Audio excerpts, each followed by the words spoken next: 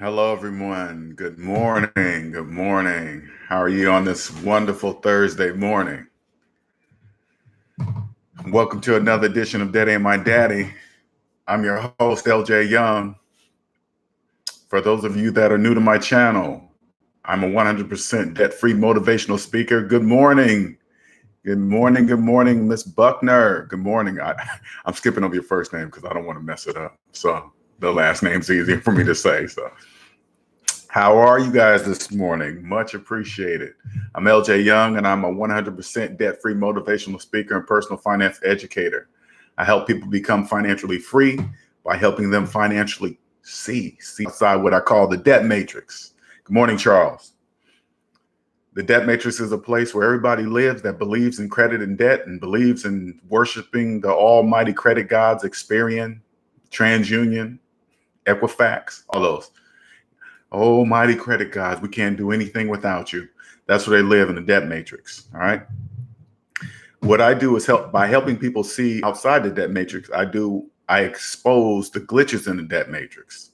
And the glitches in the debt matrix are things that don't make mathematical sense, because math and money are one. The only thing that can separate math and money are feelings.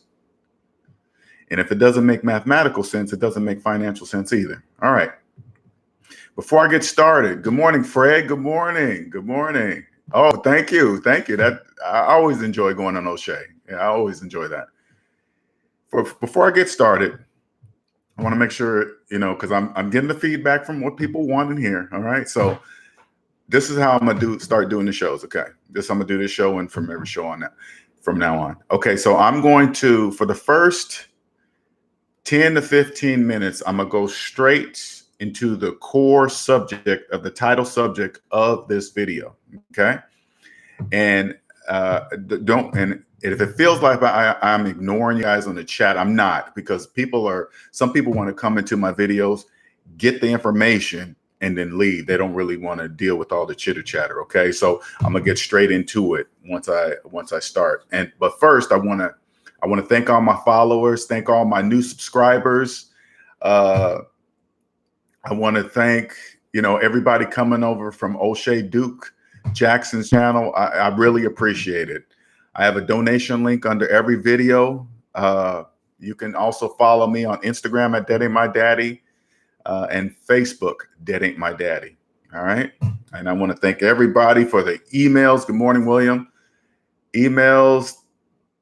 Just let me know how it changed their lives. I really appreciate it all. So what I'm going to do now, I'm going to get into the core subject of this video. And then when I'm done, I'm going to announce that I'm done. So for those of you that are coming straight in just to get the information to leave, once I say the end or I'm done with the main subject, you can stay or you can leave. And then everybody that really wants to ask questions about what I just talked about, there's going to be a Q&A about this subject at the end. All right, so let's get straight into it. Good morning, everyone. Good morning, Time Bandit. All right. The title of this video is 401k loan. I forgot the rest I put after that because I didn't change it in my notes. But we're going to get into it. Still same subject. All right. Taking out a 401k loan is a sign of financial trouble. Okay. You're probably thinking, how? Needing to borrow from your future, I'm looking at my notes here. Needing to borrow from your future to pay for your present is a huge indicator. You got to figure out how come you don't have money now? Why? What's the reason? I mean, think about it. There's a reason why you're borrowing from your future, but you just really, the majority of people in the debt matrix believe it's normal borrowing from your 401k loan. People brag about how much they can borrow from their 401k, borrowing from their 401k, not realizing there's a reason why they're doing it. They're in financial trouble. Okay. Now I want to define this so everybody knows, because this is the safe place. All right. So no questions are a dumb question when you come to this channel. All right. First, I'm going to define what gross income is. Gross income is before any and all taxes are taken out of your check. So you know that amount on your check that you wish you brought home? Yeah, that's before taxes, okay? That's before any taxes are taken out. Net income is after all the taxes are taken out. That's your check that you take home, deposit, cash. That's after all the taxes are taken out. That's net income. gross income before taxes are taken out. Net income is after taxes are taken out. All right. Now, I noticed when I was in doing the collab with O'Shea yesterday or day before yesterday, I noticed people coming in asking about them, should I max out my 401k?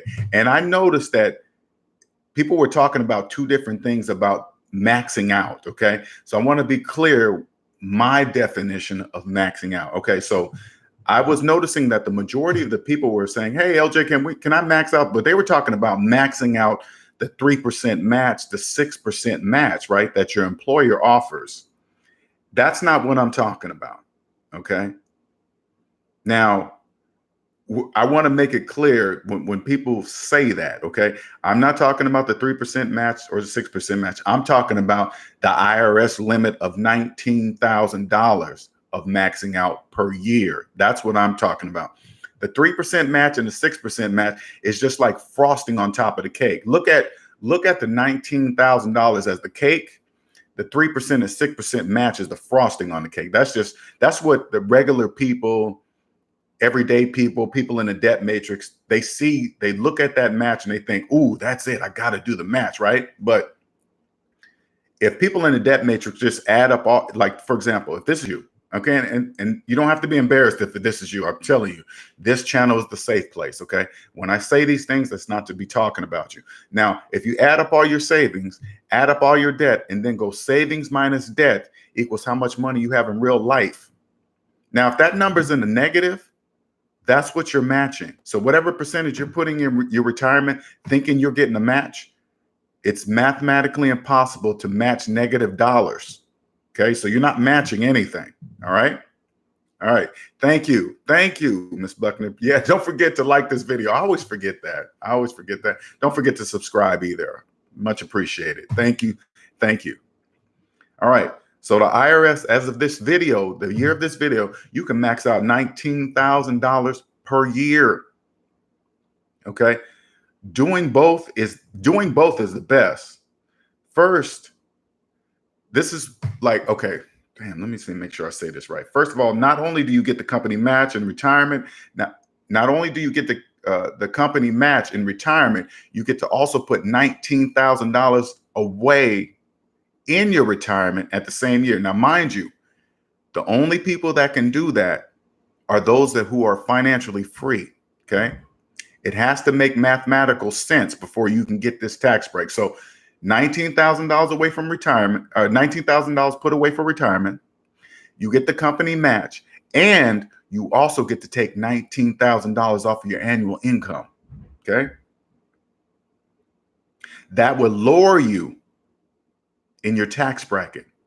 Now take notes. If you guys are not following, make sure you take notes because I want you to ask questions at the end of this video. Okay. Now, tax evasion is illegal. Tax avoidance is legal. Good morning, Mark. Tax avoidance is legal. The majority of taxes dang, I always say that wrong. What's up with me today? The taxes that the majority pay that you avoid is money in your pocket. So since 85% of Americans are in debt, that means they can't take advantage of this fact. They can't take advantage of maxing out their $19,000 401k, which means they can't take advantage of the real guaranteed money. The taxes avoided. Taxes avoided. It's called phantom income. Okay. Now, I'm looking at my notes here. Math and money are one. All right. Like I said, math and money are one. The only thing that can separate math and money are feelings. All right. Money in black. Okay. So in order to max out the 401k, your finances must be in the black, just like I said earlier. Now, let me define that. I've been skipping over things, but I want to make sure I define this because when it comes to money, I want to make sure when you use words with money, they mean many different things to people, even though they really only have one meaning, okay? So when I say finances are in the red, that means your finances are below zero, in the negative. When your finances are in the black, that means above zero. Okay. Black means above zero. In the negative, in the red means below zero. It's mathematically impossible for you to take advantage of the tax savings that I'm telling you about if your finances are in the negative, in the red. That's mathematically impossible. So let me give you an example of why you should never take out a 401k loan, okay? Now, I want you to follow closely. Please take notes, okay? And I'm going to go slow, not because you're slow to getting it. I want you to hear what I'm saying and understand what I'm saying, okay? Now, those of you that are financially free know exactly what I'm saying because I'm speaking debt free, okay? If you've been in debt all your life, you only speak debt. Now, those that are debt free know exactly what I'm saying and why I'm saying it. But I want you to understand, those people that are just now coming over to my channel, to understand. All right. Say like you go to borrow $10,000 from your 401k. Okay. Now, the reason why you don't do that is because there's things that you do not see when you borrow from your 401k. Yeah, I got my notes all mixed up. I should have did it this way. Okay, let me see. Now, I'm gonna show you guys what you do not see when you borrow from your 401k. All right, so it is hard to put in words when you when you could just naturally see it. Oh my God. Okay, you get what's called double tax. Now, I know on the outside you hear, hey, the rates are better than the bank rates. You pay yourself back with interest. Those things are only attractive to people who are in financial trouble because it sounds good, you know. And so I'm gonna say it like this.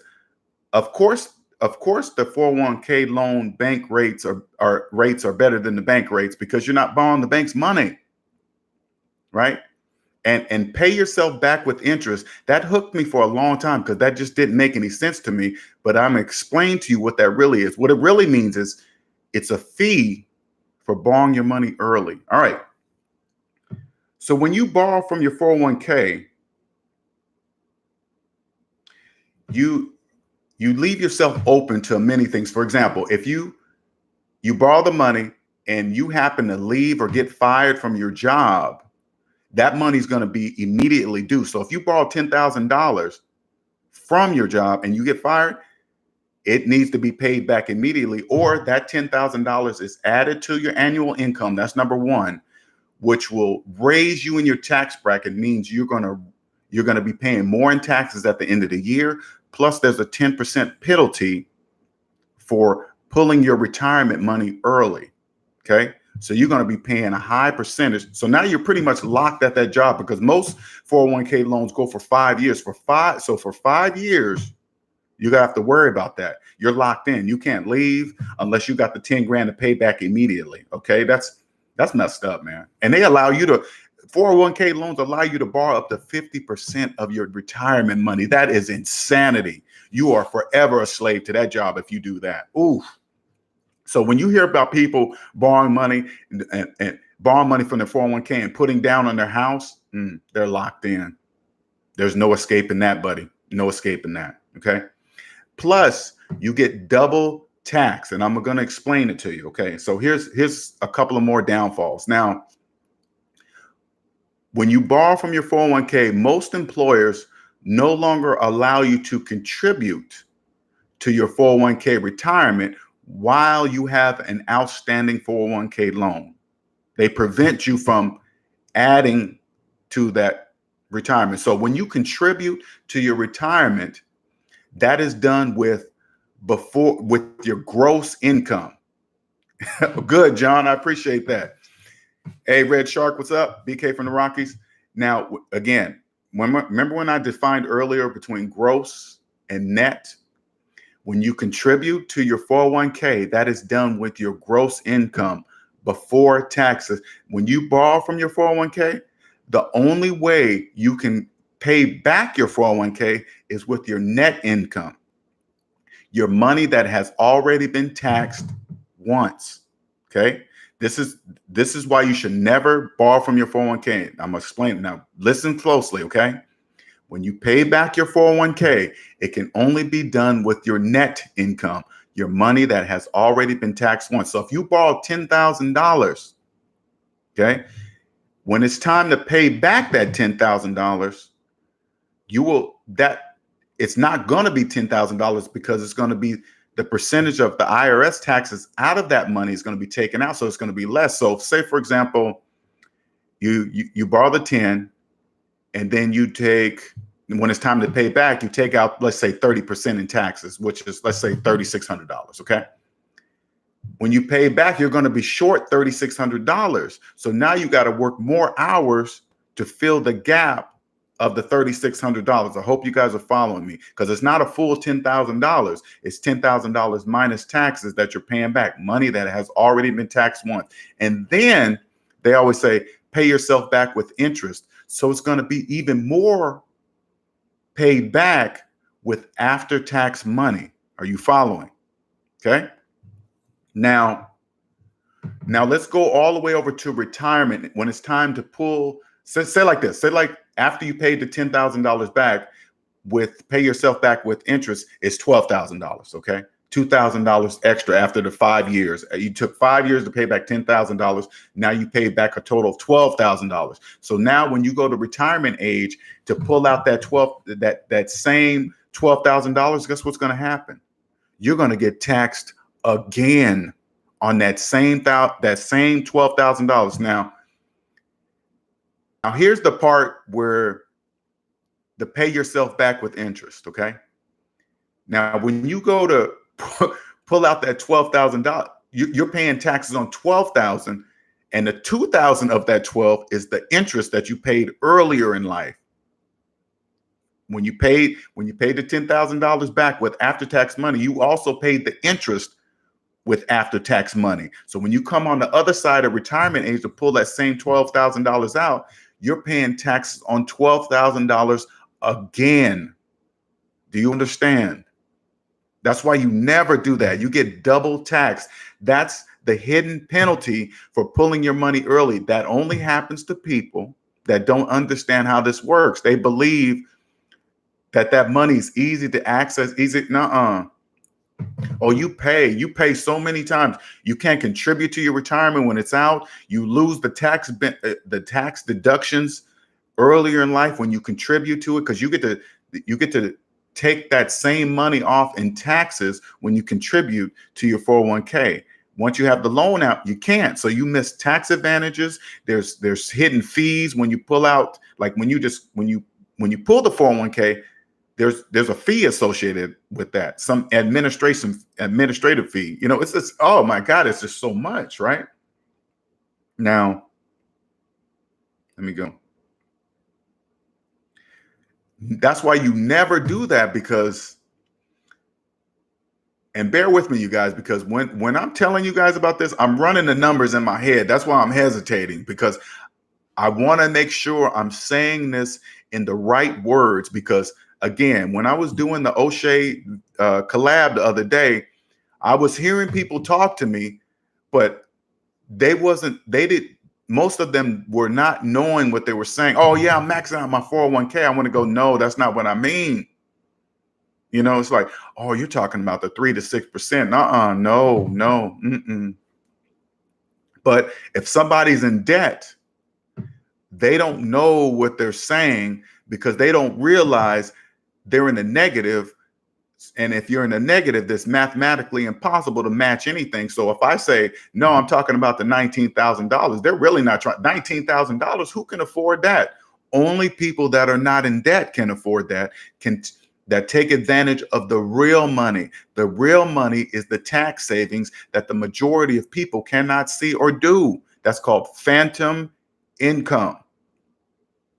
The taxes you avoid that the majority pay is money in your pocket, because you can lower yourself in the tax bracket. Let me make sure you guys understand this right. Say like there are two people that make $100,000 a year, okay? Now, one's in debt and one is not. The one is not in debt can put $19,000 away for retirement, lowering themselves in the tax bracket, putting away $19,000 in retirement, earning interest, and the tax savings. The gap between the cans and cannot is money in your pocket. That's the guaranteed money. The match, the 3% match, the 6% match, that's just the frosting on top of the cake. So whenever you hear somebody say, hey, I'm maxing out my 401k, you got to make sure you understand what they mean. So when they say that, you got to say, you mean maxing out the match or the $19,000 that you can contribute to your 401k? Make sure you're listening right. Okay. Now, I want to make sure this is clear. I'm not a tax professional. Okay. I'm the person you see. I'm the person you see before seeing your tax professional. I encourage you to go see a tax professional and relay this information to that tax professional. Okay. The right tax professional will know exactly why you're asking these questions. I promise you, the right one. Okay. Now, how do you determine if you're going to see the right tax professional? Now, have you ever gone to a tax person and you don't know anything about taxes? That's why you're going to see that person, right? Have you ever went to see one and they sound kind of shady, that they're saying things that are riding the fence, that this doesn't make sense? They want you to claim things that really don't exist. You know, oh, they won't check on that. Oh, we'll just go right under the line. All right. Those are the ones you avoid, because let me tell you something. If your taxes get messed up, they don't go see the person that prepared your taxes. They go see you. IRS audits are not random. They're not random. I know most people in the debt matrix will make you believe that IRS audits are random. They're not random. People in debt, people that cheat on their taxes have a pattern. They don't know they have a pattern because they're in debt. That's why they're doing that, because most people cheat on their taxes because they don't understand how taxes work. Taxes can help you build wealth, but the majority of people in debt start saying things like, oh, that's why I can't get ahead. These taxes are killing me, blah, blah, blah, blah. If you take the time to understand them, there's different ways to pay taxes in different ways. People believe that the rich should pay more taxes. They pay taxes. Tax evasion is illegal for everybody, no matter your income. The wealthy just pay taxes differently than the people that are in debt in the debt matrix. The 401k is the perfect example to show you how you should treat your personal finances. You treat your personal finances like a business. Now think about it this way. If your personal finances were a business today, would you still be in business? If the answer is no, that's where you need to start. And I'm showing you little ways how you can start to learn how to. 401k is the first thing you should do to learn how to treat your finances like a business, because I promise you, you're going to carry these same habits over to business when you start a business. I hope you're paying attention, because this is real. If your finances were your business today, would you still be in business? If the answer is no, you need to change that starting today. Reach out to me at deadaintmydaddy@gmail.com for your free 30-minute consultation. Send a date to schedule it. Send a date, time, your phone number, and a brief overview of your financial situation, and I'll help you. I'll make the plan. I'll help you guys skip so many hurdles, because when you're on this side, let me tell you something. There's not many people you can talk to about this. They don't even understand. Don't believe me? Go ask somebody that's maxing out their 401k, okay?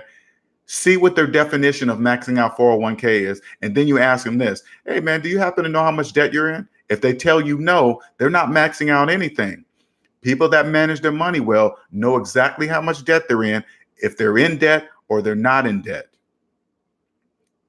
They'll tell you the exact number. If they tell you the exact number, that means they're working on it. If they're not in debt, they'll be quick to tell you that they're not in debt. And then you ask them, are you maxing out your 401k? If they turn to you and say, oh yeah, I'm maxing out the 19K, that's the person you listen to, not the person saying, I'm maxing out my 6% match and don't know how much debt they're in. They don't know they're matching nothing. You can't match negative dollars. That's mathematically impossible. I'm not, and when you guys are listening to me, I want you to understand, I'm not some financial guru genius. No, I'm not special. I'm just using grade school math, right, Fred? I'm just using grade school math. Nothing special. The stuff I learned in grade school, I used to get gold stars by my name. Yep, that's it.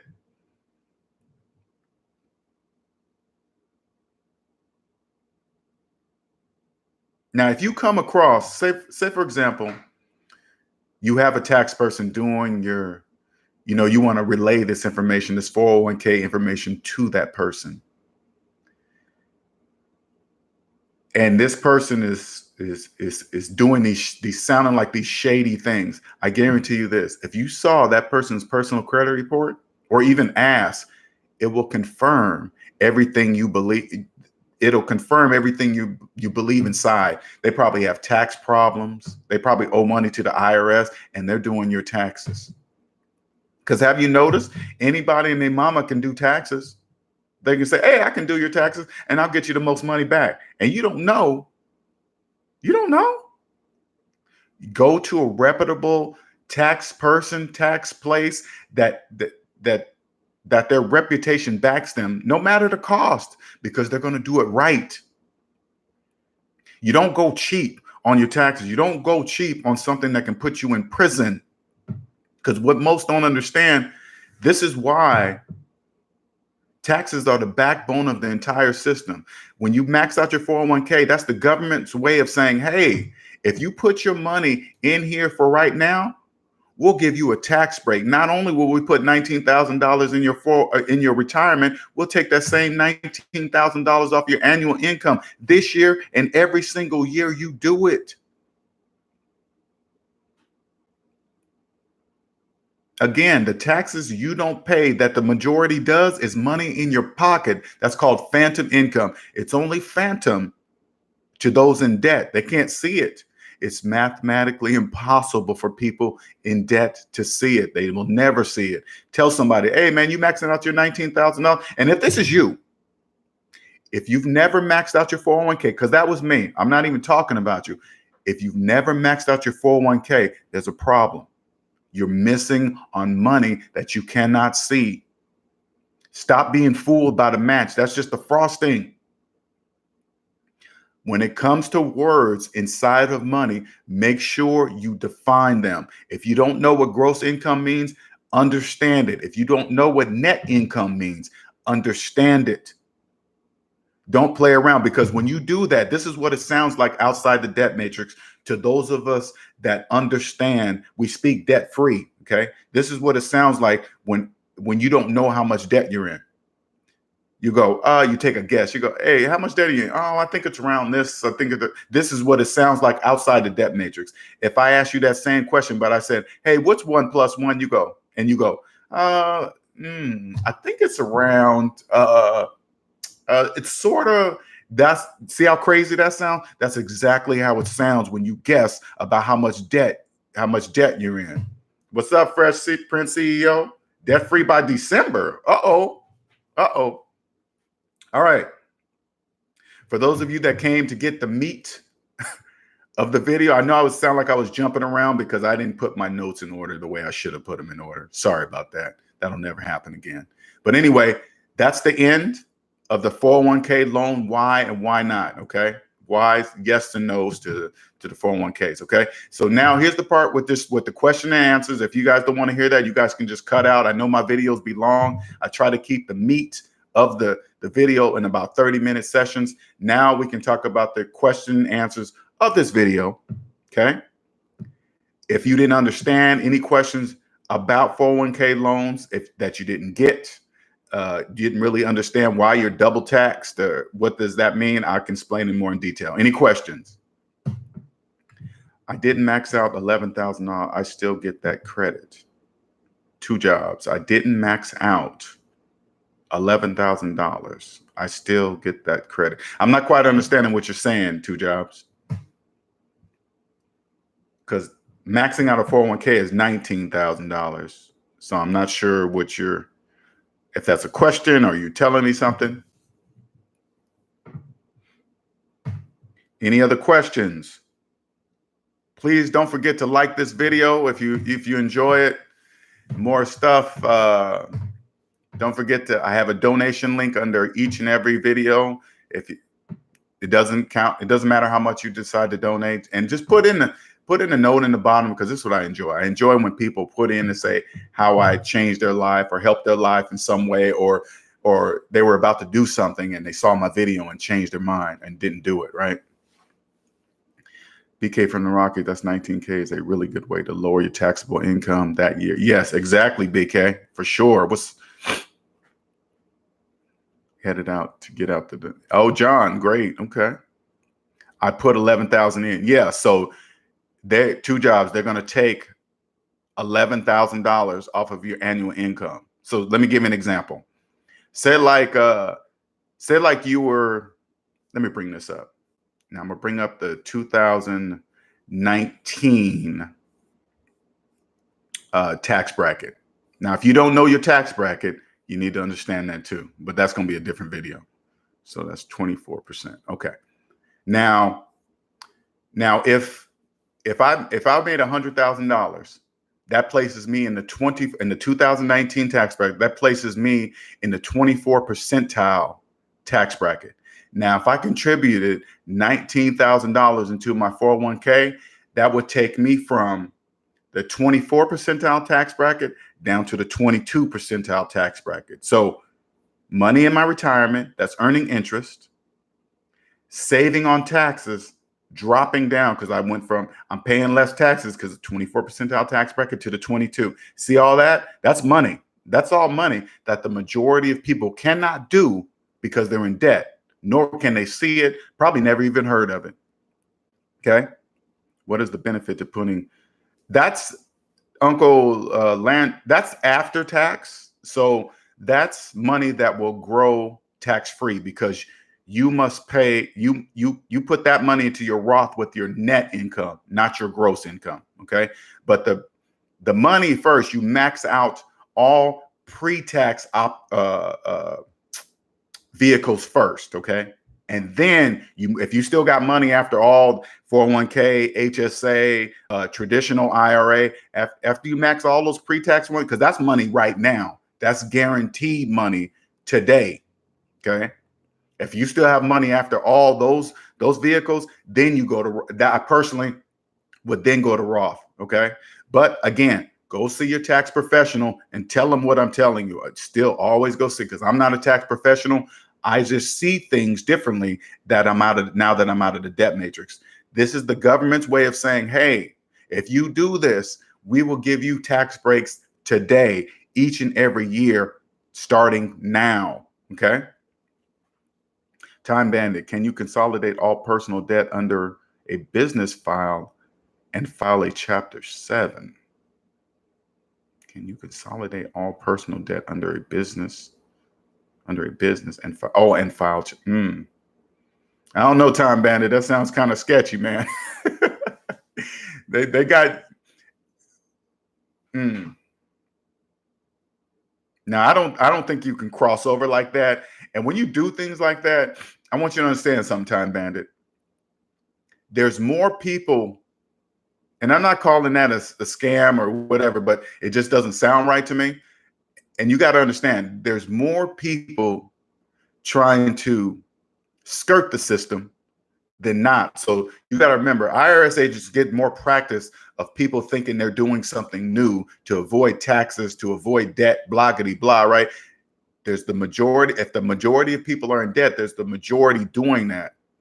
Let me tell you something like this. People in debt, that's the best way I can say, people in debt have a pattern. They do things that they think they're the only ones doing it, right? But they don't realize there's millions of people doing the exact same thing. They might various different ways, but it all leads back to money, and money leaves a trail. And so they just do things that try to, instead of just taking advantage, doing what it takes to get out of that mess, you won't do things like that. You won't need to do things like that. Chapter 7 is a good thing if you do it right, because chapter 7 wipes out your debt immediately. But I tell you this, I tell you just like this, Time Bandit. When people don't know, I guarantee you this, people that are in debt trouble, they go and see a lawyer, and I guarantee you they probably are offered chapter 7, but they don't take it because they want to keep all their depreciating stuff. So they opt for a chapter 13, which is horrible. Don't do that. Chapter 7 will free you, not from student loan debt, but it'll free you from most all unsecured debt. Okay. What do you, Novi 2000, what do you think about the Dave Ramsey philosophy of not contributing to 401k until you're debt free and have emergency fund? That's where I learned, Navi 2000, that's where I learned from Dave Ramsey, because I didn't know I was in debt. That's the weirdest thing. I was in debt, but I didn't know I was in debt. And here's a better way. Now I respect Dave, okay? But here's a better way of showing you why he says that. I always say this, and I use my master mathematical formula. Add up all your savings, add up all your debt, and then go savings minus debt equals how much money you have to contribute to your 401k. If that number's in the negative, it's mathematically impossible for you to contribute to a 401k. That's why he says, don't do that while you're getting out of debt, because you literally have no money to contribute. You just believe, you feel like you are. Math and money are one. The only thing that can separate math from money are feelings. So if you feel like you're contributing, that's great for you, but you're not, because you're in the negative. Okay? And not to say anything bad about you, but I swear to you, they taught us this in grade school. Remember the math and money games in grade school? They taught us this, dime, nickels, quarters, same thing, okay? Uncle Landrinus, sorry if I mispronounced your name. What if the 19K invested after taxes does not change your tax bracket? Does that make putting money in a Roth a better option? Let me give you my opinion on that, okay? Okay, investing in a Roth, because that's after taxes, does not affect your taxes, okay? It doesn't. It doesn't give you the immediate tax break today, okay? Because you're paying that with your net income. I'm not saying it's a bad option. I'm saying after tax options are my second option. I'm taking advantage of all pre-tax options, 401k, traditional IRA, HSA, that's health savings account. I'm maxing out all those first because I want my money now. I want my savings now. Like with your HSA, Uncle. HSA, if you have a family, you get to max out $7,000 of your HSA every year. And then they give you this card that you can pay you can pay for all out-of-pocket medical expenses. So instead of paying, now listen close, okay? Instead of paying for out-of-pocket medical expenses with your net income, you pull a 20 out of your pocket, that money has already been taxed once, okay? So, but if you use your card, not only do you get your HSA card, not only are you putting $7,000 that reduces your annual income, you're paying with 100% of your dollar. That's the way of the government saying, hey, if you put money into this plan, we'll help you pay for your out-of-pocket medical expenses by not taxing the dollars that you're going to use to pay for those. See what I'm saying? That's money on the table that you're missing by not having to pay taxes legally. Tax avoidance, legal. Tax evasion, illegal. There's no reason to cheat on your taxes. The majority of people that cheat on their taxes is because they don't understand taxes. Even though, check it out, even though you know you can go to prison, people still do it. What does that tell you? Okay. Fresh Prince CEO, should you still contribute to a 401k even if you don't work at a job or go straight to? Now, I was just reading this Fresh Prince CEO, individual 401k. It's two names. I think it's called the individual 401k for. And I just read this. If you're an entrepreneur and you work for yourself and you are an employee, okay, check it out. If you're an employee of your business, you can, as the employee of your business, you can max out the $19,000. And as the business, you can also put in 25% of the earnings of the business. Now, go read that, okay? Go read that. But this is what I read the other day. It's called an individual 401k. There's another name too. They interchange the two, but check that out. And then, like I said, I always max out pre-tax options first because that's guaranteed money now. Now, when you start making money, you max out all the pre-tax options because you have the money to do it. And then you go to the Roth IRAs and all that stuff. Max them out. Max them out. Yeah, you're welcome, Uncle. Welcome.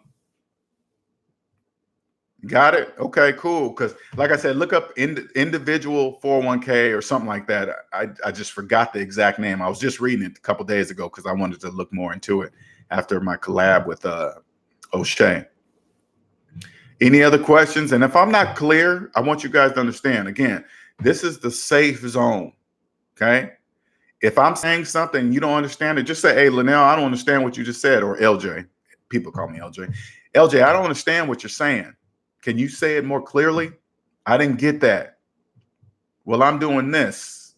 Should I keep doing that? You know, I'm not going to make you feel dumb. I'm not going to make you feel stupid. You know, I want you to come here and understand this game because I keep telling you guys, there's nothing like financial freedom. Financial freedom doesn't mean I'm rich. It means my finances are above zero. That means I owe nobody on earth a dime. Nobody. Now, people, you hear people always say, "Oh man, everybody's in debt." Everybody, that's a feeling. You're always going to have debt. Because I had somebody say that during the collab with O'Shea. This one guy put up a thing and said, "Hey, everybody's going to have debt. You always have debt." That's a feeling. How do I know that's just how he feels? Because I'm not in debt. That's not true. Math and money are one. The only thing that can separate them from each other are feelings. See what I'm saying? If Christmas comes up and you don't have any money to buy gifts for people, you feel bad. So you pull out the credit card and buy things for people because you feel bad that you didn't get them presents. But when you're financially free and you have no money, you know what you'll say? I have no money to buy gifts. I'm not buying anybody anything. Why not? I have no money. I just told you that. We don't care how another person feels about our money. Okay? That doesn't make sense. Never mix your feelings with your money, and definitely don't mix another person's feelings with your money. Don't ever do that. People in the debt matrix do that all the time. Don't ever do that. When I bought my first Fresh Prince CEO, when I bought my first car in the States, the sales guy said everyone has car debt and it's normal. Said he's in his fourth car, new Lexus with a rollover. Man, with a rollover. And check it out, Fresh Prince CEO, check it out. He's saying that out loud. Everybody has debt. He's got a brand new car with a rollover negative equity from his previous car. Meaning, for those of you that do not understand, and I swear this should be illegal. This is when you owe more on a car than what it's worth. They take that negative equity and roll it into the new car. making the new car even deeper upside down than the previous car. And then after they roll that plus taxes, and then they stick a percentage rate on top of it like a little bow. You're so far underwater in that car, you have no idea. You'll never get out from that under that car, ever, unless you get serious. Oh, I have ways to do it. Don't get me wrong. You come to me and you're deep underwater in a car, I have a way to get from under it, but you got to be willing to sacrifice. It's going to take sacrifice, because I've had some people reach out to me and ask me, can I help them? And I go, yeah. How do I do it? You're going to have to pay off your debt. Oh, I didn't want to hear all that. I mean, they don't say it like that, but I can hear it in their voice. That's what society has made people believe, that they can somehow get from out of debt without involving their own money. No, that's not true. You're going to have to sacrifice. You want this type of freedom? There's a price. You want to know your price? Everybody's price is different. Hey, you guys want to know your price? Who wants to know the price of this financial freedom? Who wants to know it? You want me to tell you? I'll tell you. Add up all your savings. My master mathematical formula every single time. Add up all your savings. Add up all your debt. Savings minus debt equals your price. That's your price. Are you willing to pay it? If the answer is no, then you'll never be free. If you don't ever believe you'll pay off your student loans, you'll never be free. Ever. You'll never feel nor understand what I'm telling you. You can't. That's mathematically impossible for you. Okay. Damn, it's like, Time Bandit. Hey, check it out. Time Bandit. Let me tell you something. And I want you to key on what you just said. It's like, I know you. Check it out. 85% of Americans are doing the exact same thing as you. They don't know they're doing it. You see that post? I don't know if all of you guys caught that post I just did the other day. 7 million Americans are 90 days behind on their car notes. 7 million. Everybody in the debt matrix, the majority of people, hey, all around strong. I be seeing you, man. I be seeing you. They think about money individually. So if they're behind on their car note, they believe it's only them. This is why. Because since you can't see behind the scenes, the majority of people can't see behind the scenes. They see people driving new cars. They assume they're the only ones behind on their car notes. That's a lot of people faking it. When you're outside the debt matrix, let me tell you something. You guys get close. Get close. Financing a car is one of the worst things to do in your financial life. Never, ever tell anybody that you're financing a car, and definitely don't tell nobody, hey, I got a good interest. I got an awesome interest rate on this car. My credit's so good, I didn't have to put no money down. Don't ever say that out loud. Ever. Don't ever say that. Only people in the debt matrix say things like that. Nobody gets a finance car on sale. Nobody. Flip to the back of that 72-month paperwork when you sign those papers. That's your sale price. I wouldn't even drive by a car lot. Are you crazy? You know how I buy my cars? I buy them from people in credit trouble. Somebody getting a divorce, a breakup. I don't care. Those are all feelings. I never mix my feelings with business. Never, ever, ever do that. Ever, ever. Fresh Prince CEO, you better not. I better not ever see. Hey, you saw my truck, right? Looks brand new, don't it? It is. Only the year is old. Anything that goes wrong on the truck, I put a brand new piece on it. People ask me all the time, hey, L, what happens when the engine goes out? Why are you asking me that question? I'm going to put a brand new engine in it. What? Yes, of course. And then I'm going to go another two. That thing got like 200,000, 250. I just drove it across the United States, me and my woman, from Seattle to South Carolina. No problems. No problems. No problems. And you know what's funny? Like, people always ask me, Now that I'm financially free, they always ask me what type of car I drive. That's debt matrix speak. They want to associate a car with me. They expect, oh, that must mean he must be driving a 2019 Mercedes Benz. I'm not doing, no. If the majority of people are in debt and desperate, why do you want to show the majority that you have money? Why would you want to do that? Don't do that. There's no need for that. What's up, Ulysses? DTN, welcome. Hey, Fresh Prince CEO. Hey, I told you, DTN's your age, man. Holla at him. He already know. He speaks the language. DTN, Ulysses, Fresh Prince CEO. He's coming along. He's about to speak debt free soon. Okay, I already talked to him. Oh yeah, I seen you in your Dodge, DTN.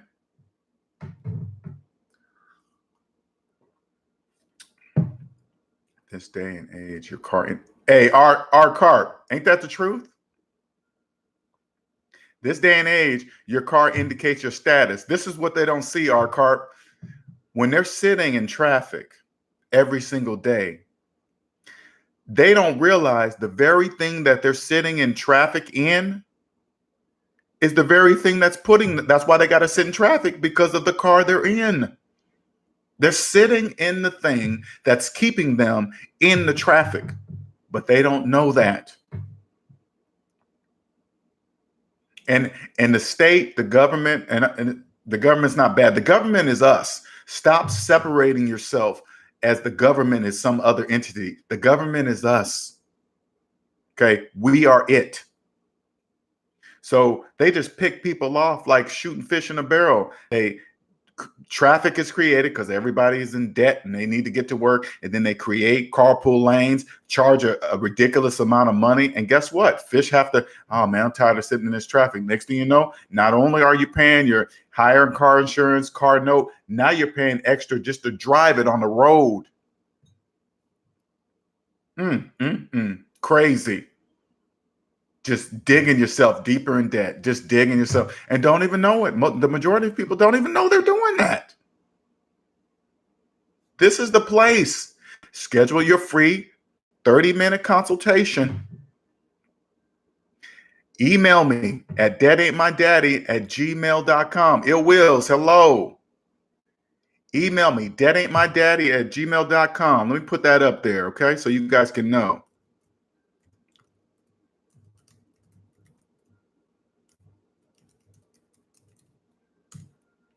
Email me a date, time, your phone number, and a brief overview of your financial situation. By the way, I'm on East Coast time zone, EST. I will create a plan for you, man, woman, whatever. Doesn't matter. Debt is an equal opportunity slave master. It don't care what color you are, if you're a man or a woman, if you're a doctor, lawyer, work at McDonald's. It doesn't matter. It doesn't care. Doesn't care.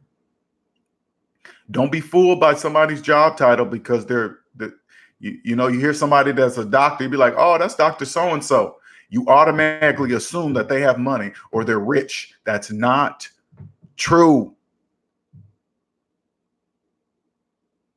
I posted a video by Dave Ramsey just the other day. There's a orthodontist just graduating, $1 million in student loan debt. 1 million. And with $1 million in student loan debt, he's trying to open his own practice. The only thing he needs to be doing is living with his mama, taking a couple orthodontist jobs to pay off $1 million in student loan debt. Oh my God. You know how much in interest he's paying per month? $5,800 per month in interest alone. And you know how much he makes? $250,000 a year. And you know what he was talking about during that video? He was saying this, oh man, I should get on that income-based student loan program. Student loan program? See what I'm saying? They don't want to give up. The majority of people don't want to sacrifice to become free. They think it's some other thing that's going to get them free. It's not.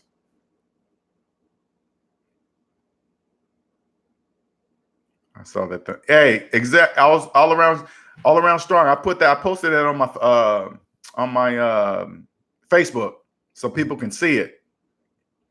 I'm not rich, but trouble getting service today. So a family member said, "You don't just get a brand new car." I'm like, so you want me to be minus $20,000 in debt? They said, VFC. Well, bet. See what I'm saying?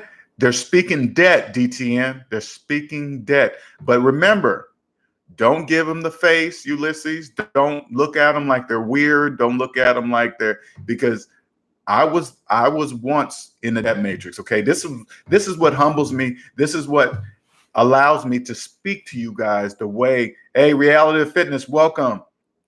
This is what allows me to speak to you guys humbly, because if it's you, it's okay, because I was there once too. Okay. I had a fancy Lexus that I was making payments on. I was trading in car. I can't even count how many cars I traded in. Now, what's crazy is about this. In my mind, now, if this is you, listen. I knew I couldn't afford to pay cash for a car, but I knew if I continued to trade in cars, I would have nice cars and people on the outside would see me as I had money. You see what I'm saying? It's a trick. But not realizing I really didn't have a choice but to keep financing cars, because I was upside down in them. And the only way I was going to continue to get cars, because I didn't have no money, is financing them.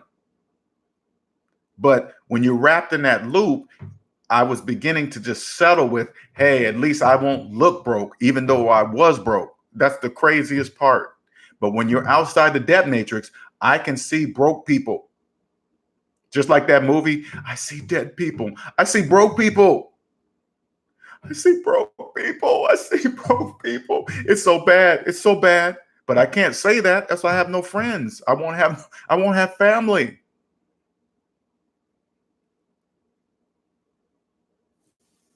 Oh, thank you, Trina. Thank you. Thank you very much. To be clear, Time Bandit. To be clear, you saying you can't take advantage of tax avoidance until you're correct. Time Bandit. It's mathematically impossible for you to do it. See what I'm saying? Just listen to the math, Time Bandit. Add up all your savings. Add up all you can do this yourself. Savings and debt. And they go your savings minus your debt equals how much money you have to contribute to a 401k. If that number's in the negative, you can't. That money is not real. Money is not real for people who are in debt. You ever hear that statement that says, money's not really real, it's just paper and this and that, blah, blah, blah. Yeah, for people who are in debt. For example, here's another example so you guys can be clear on this.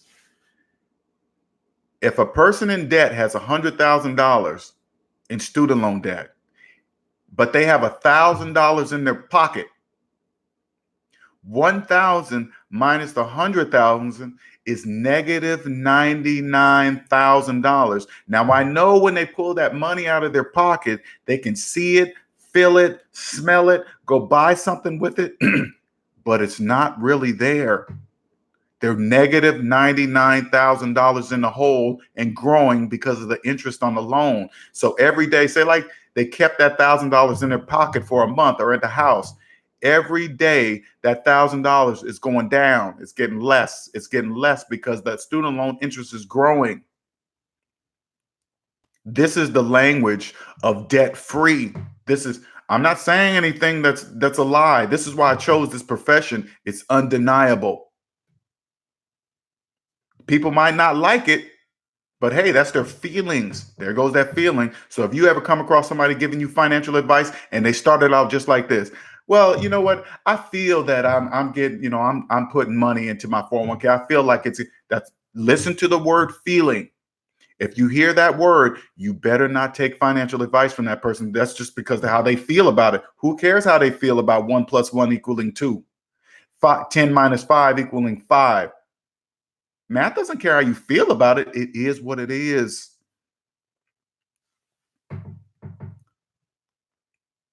All around strong. How could someone be in debt $1 million beyond my? Hey, check it out. They do it. You know what? This is $1 million. This is what I think all around strong. I think he went to some prestigious school. Uh, he probably used all the money to buy stuff, probably didn't work. He's probably spent the money on tires and rims and clothes or whatever so he can look the part inside of why he's in school like he has money. $1 million? That's ridiculous, man. And what the crazy part is, this is the crazy part. They allow you to spend unlimited amounts of money on school. You know why? Because you will be forever a slave. He is a broke orthodontist slave until every penny is paid back. And he'll be working in the slave camps. What's the slave camps? Student loan forgiveness programs, slave camps, where they tell you where to work, how much you're going to make, and how long you're going to do it. And you better follow all the rules, as they're going to kick you out. I see broke. Mark, it's true. I see broke people. I know you're starting to see them, Mark. I know you're starting to see broke people. Leave your face normal. When you want to go, oh my God, look at all the broke people. But this is how you got to do it. Oh my God, look at all the broke people. And you can't even say it. You better say it in your mind. Because they're going to be like, who's Mark? You think he's special? You think you're all that because you ain't got no debt? In your mind, you're going to be like, yeah, I think I'm all that because I don't have any debt. But you can't say nothing. You better not say a word if you want anybody in your life. Trina B, what if your investments are averaging a higher return than interest on debt? That's a trick, Trina B. That's a trick. I'm gonna tell you what I just told the previous person. I forgot who else. Time Bandit. It's impossible to earn interest on negative dollars. Savings minus debt equals how much money you have to invest in whatever you're investing in. It doesn't matter what it is. If your finances are in the negative, you cannot invest negative dollars. This is what I want you to do, Trina B. Okay, do this. Add up all your debt. Okay. Add up every single penny. Yes, including your student loans, collections, mortgage, whatever. Add it all up. Write it down on a piece of paper. Go see your investor and say, just like this, I want you to invest this money into the stock market. He's going to take that piece of paper and he's going to say, this is, I'm going to just throw this number out, okay? I'm not saying it's you. This is negative $50,000. Yeah, I want you to invest it. That's what you're saying when you believe you're getting a higher return than the debt. That's a trick. That's a magic trick. The money's not real. You're not returning anything. You're just making money for other people inside of whatever you're investing, but you're not making anything. You're in a negative. That's impossible. That's mathematically impossible. Okay, let me see. Omega Dreads Gaming Channel. Respect, brother. You would recommend running a credit check on anyone you're dealing. Of course, Omega. Of course, that's a must. Because I guarantee you this, Omega. However they're treating their personal finances, they're going to treat your business finances the same way. How do I know this? Because they know nothing else. What's more personal than your own money? I always say this to people, and I said this earlier. If your personal finances were a business today, would you still be in business? That's how they're going to treat your business finances. That's exactly how they're going to do it because they know nothing else. Let me see your credit report. I don't care about your house, clothes. It's like this, Omega. Can a person go rent a nice car, dress up in an Armani suit, get the hair done, watches, and walk into a bank and say, hey, bank, I want a mortgage, but yeah, I want to skip the credit approval process. Can you see the way I'm dressing? You see my cross-eyed bank? You think the bank give a crap about any of that? They know. That means nothing. That's just depreciating stuff. That means absolutely nothing. You can't do that. That's how you gotta be like the banks. It's nothing personal. If they get offended, that's a feeling. Hey, man, I'm sorry you feel that way, but that's a must. You want to do business with me? Yeah, then I need to see your personal credit report. I'll show you mine. Show me yours. Okay. Grace, watch Dave Ramsey. People are in credit card and student loan debt up to their necks. You're right. I like watching that. And I like pointing people towards Dave Ramsey because I want them to see that it doesn't matter your color, it doesn't matter your occupation, it doesn't matter woman, man, it doesn't matter. Debt is an equal opportunity slave master. It's colorblind. All it sees is green. And it's not tricking anybody. It's using grade school math. That's it. It's nothing. It's not. I'm not special, you guys. You guys are coming to my channel, though I appreciate it, okay? I'm not knocking it. Thanks for the donations. I got the donation link under there. Thanks for writing me. Thanks for trusting me with your finance and creating financial plans. But I want to tell you something. I'm not special. I'm only using the math that Miss Klingensmith, my grade school teacher, taught me. Unfortunately, I didn't use it. I didn't start using the math she taught me until I was 40 years old. I'll be 50 next month. I've been financially free for about 6 years now, okay? I want you guys to understand it's a whole new world. Life is not even expensive. Taxes don't break you. Taxes can help you build wealth. Think about this. I want you guys to understand this. Those of you that have been in debt all your life. Our tax system is the backbone of the whole economy. It's the backbone. That's why you can go to prison. You can't owe $100,000 to the IRS, but yet you can owe $100,000 to student loan debt your entire life. See the difference? What you got to stop and think. Why is that? Why can't it? Because if you take the time to understand how the tax system works, you'll say, "Oh, that's why you can go to prison." Yes. It's all around strong. So for someone who has a plan to get out of debt, how do your services work? Are your services more for some?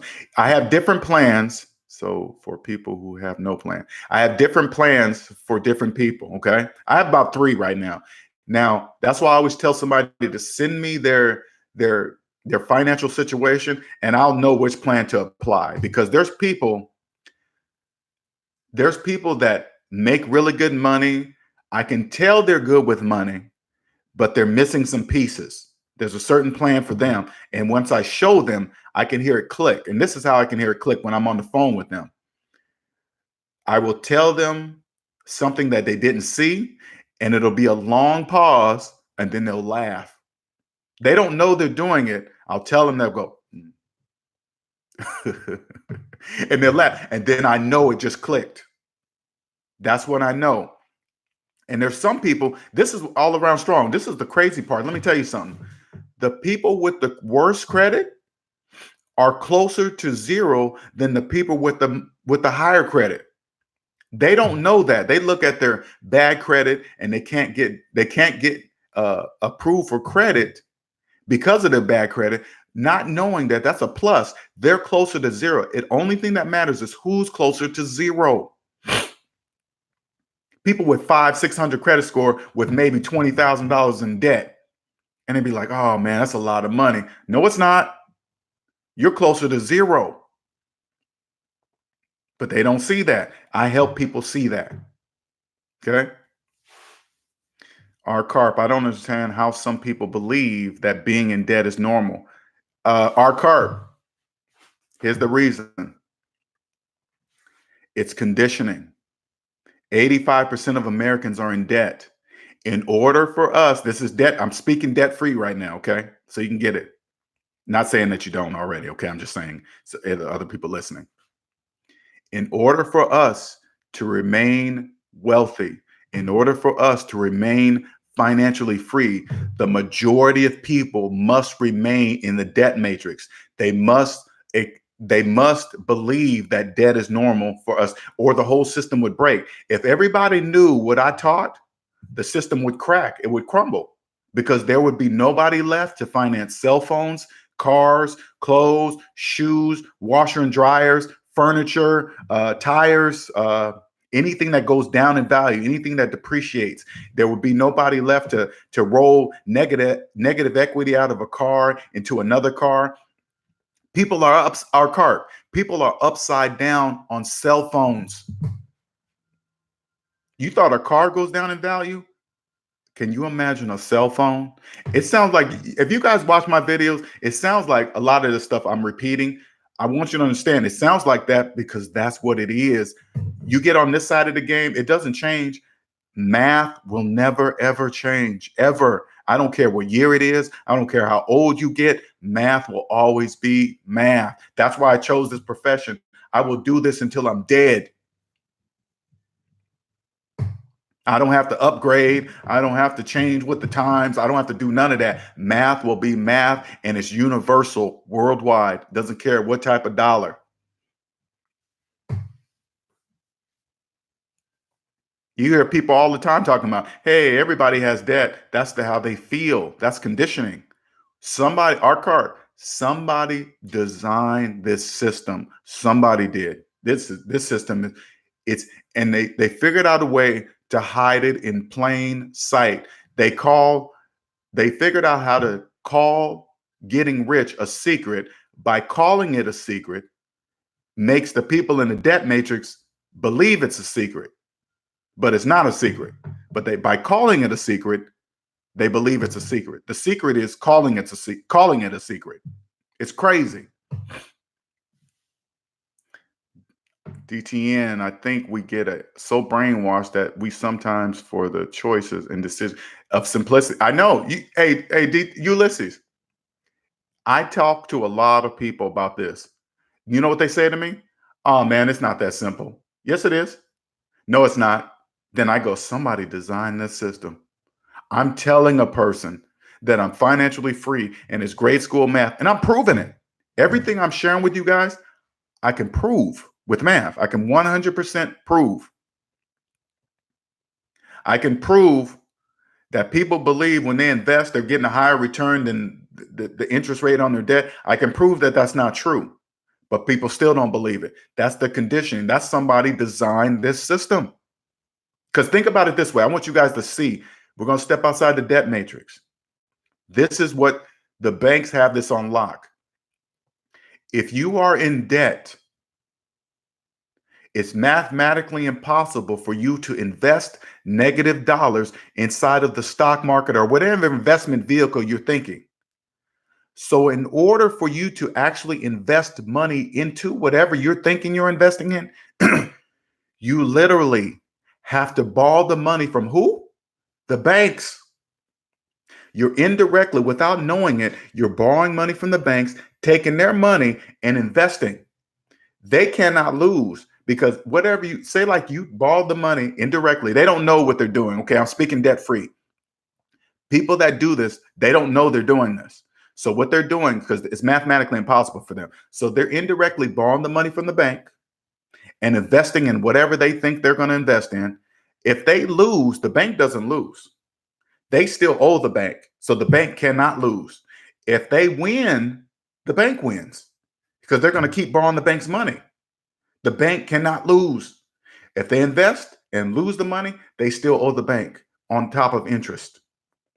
If they win, they're going to be like, ooh, I'm going to borrow some more money indirectly and go higher and higher and higher because they can't stop because they think that's how they're going to win. But they're losing. Did you guys see what I just did? If you're in the negative, you literally have to borrow the money from the bank because you have none. Welcome to the new world, baby. Welcome. Who cares if the people in the debt matrix don't know? That's nothing personal. It's just math. They're choosing not to believe their math. That's it. Okay. What is a reasonable emergency fund on E? You are debt free. Wait, Uncle, what is a reasonable emergency fund on E? You are debt free. Okay, you got to rephrase that question, Uncle. I'm not quite understanding that. All right. Keep preaching, DTN. Okay. Your message, Linnell, is not getting old. No, hey, Ulysses, you understand that the language of debt free. Okay. So Ryan James, can't live the American dream if you're fast asleep. No, to live the American dream, you must remain asleep, Ryan. In order to live the American dream, you must remain asleep. Fresh CEO, Illuminati hides everything in plain sight. They do. Hey, Fresh Prince CEO, that's the best. That's the best way to hide. You guys are young, man. Hey, Fresh Prince, I see you on Instagram. Okay, you can live the way. Hey, you're young. Do what you think. Do your thing. But when you buy your cars and all this other stuff, you buy all your stuff from people that are in credit trouble, repos, all that. You see 7 million behind on their car. Go to the repo lots, pick out your car, because I guarantee the car you want will be there. Or you just look in the paper. You got an 85%. If 85% of Americans are in debt, you got an 85% chance that you're going to get that car for probably 50% off with cash. You will live even better than you do now because you don't have to spend your money. You won't have to spend it. People in debt have no choice. They got to buy on credit because they have no money. So they got to pay full price for everything. When you're out of the debt matrix, blue book values, housing values, all that stuff, that no longer applies to you, Fresh Prince CEO. Those only apply to people who need to finance. Those housing market price, as long as there are millions of people that believe they're homeowners while having a 30-year mortgage, you will be able to buy a house at your price anytime you feel like it. Housing market, I don't care what they're selling the price. I don't care what the sale price is on a house. Who cares? I don't care the sale price on a car. Who cares? That has nothing to do with me. When you're financially free, housing market prices no longer matter to you. Blue book value of cars no longer matter to you. Who cares? This is how much I'm paying for. Everything becomes a thing. They are saying once you are debt free. Marcus Costin, they are saying once you are debt free. Oh, okay. You must be saying something to somebody else. Uncle, what is a reasonable emergency fund once you're now? Okay, I'll tell you this way, Uncle. All right. The only time I really worried about an emergency fund is when I was becoming debt free. Once you're debt free, your money is going to stack so fast, you're not even going to think about that because you don't realize how cheap it is to live when you have no debt. Life only seems expensive when you're in debt. When you're out of debt, and this is my plan. I show people how to get out of debt, and then I go outside. Like, first I start with a person's credit report, okay? Because most people have no idea of what's on their credit report or how much debt they're in. That's number one. And then after I organize that, I come outside of the credit report and show people things that they're spending money on that's leaking, hemorrhaging money from their bank account. I say, you don't have to do that. Those days of paying that type of price for that are over. You don't have to do that. Do that this way. You pay for this. Yeah, don't do that. You save so much money. Emergency fund is going to be the last thing on your mind because you're going to have so much money stacked in the bank. You're not even going to think about that. Emergency fund. Oh, yeah. Check it out. I haven't had a traditional job in 4 years. Uncle, I don't even think about money. And I'm not rich. I know it sounds like that by somebody saying that. That's not true. I don't even think about money. Only when I have to, when I pay my rent or a light bill or something like that. But other than that, I don't even think about it. I knew something. All right, let's see. Fresh Prince CEO, I knew some things, but you made things so much better. I'm buying your program tomorrow. See? DTN, Ulysses. He speaks the language, Ulysses. Fresh Prince CEO, I'm just filling in the gaps for him. He's already headed in the right direction, DTN. He's already headed there. Okay. I'm just filling in the gaps. He's going to be, Fresh Prince CEO is going to be taking off. You're going to hear this young man. Believe that. And I tell you what, Fresh Prince CEO, this was going to help you in your business.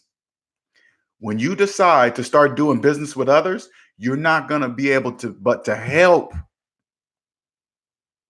checking out who's going to be doing business with you. You're no longer going to be fooled by their stuff, their cars, their houses, their watches. You're going to be like, oh yeah, that's fine and everything, but let me see a personal credit report. It better look like mine. I'm pretending I'm you, Fresh Prince CEO. Your credit report better look like my credit report. And when you ask, now, Fresh Prince CEO, if you ask somebody and they go, oh, okay, they know. But if they turn to you and say, why you want to see that? My credit score is this. And you're going to go, I don't care about your credit score. I want to see your entire credit report. I'll show you mine. If they say no, then you say no. Sorry. Nothing personal. You're going to take off, man. Nobody's going to be able to fool you. Scams are not people that scam, financially scam people. I guarantee you, they won't. That none of that'll work. Those financial scammers, they only go after people in debt because they lure them with the dollar, the tricky dollar. They just put it on a string and say, "Hey, you want to make some money for nothing? You want to earn a lot of money for nothing?" That's a trick. If it doesn't make financials, if it doesn't make mathematical sense, it doesn't make financial sense either. Financials, you know how to tell a financial scam? It doesn't make financial sense. That's how to tell it's a financial scam. If they call me, hey, we're the IRS, we're going to take you to jail, this and that. I know about my money. I know about taxes. I know I paid the proper amount of taxes. I know that's a scam. Click. They only scare people that don't know. If they call me, I'll be like, why are you calling me? That's a scam. Oh yeah, go to the store and put some money on some prepaid cards, and then you pay the IRS. That sounds so retarded. But if it wasn't working, they wouldn't do it. And I appreciate that, Fresh Prince CEO. I'm looking forward to that, man. I'm ready to start you off quick, fast. You already did most of the work. I'm about to just fill in holes. All around strong. I don't have emergency fund. I just consistently save. Exactly. Listen to what all around strong is saying, okay? He don't have emergency fund, but he's saving money. When you pay off all your debts, like he's listening to two right there. Those are major. Let me tell you something. Student loan and a mortgage. Once he pays off the student loan, gone. And imagine when he pays off his mortgage. All around strong. I can't even imagine how fast your money is going to stack with no mortgage and a house. Oh, a paid off house. Oh man. People think investing outside of themselves is the fastest way to make money. You invest in yourself, pay off your house, and you only have to pay taxes. Oh man, you're gonna be killing it. William S. Reducing 19K off the table income must lead to a nice. No. Okay, William S. Okay. Listen to this, William S. If you get a large tax return, that only means you're giving too much money to the government during the year. You don't want a large tax return. You don't. You just want to reduce your annual income. Say like you got $2,000. Say like you average a $2,000 return at the end of every year. This is what you do. The easiest way, again, go see your tax person. I'm not a tax professional. I see things differently. I tell you, I'm the person you see before going to see your tax professional. I'm the person you see to take the questions to your tax professional, okay? Take 2,000 divided by 12.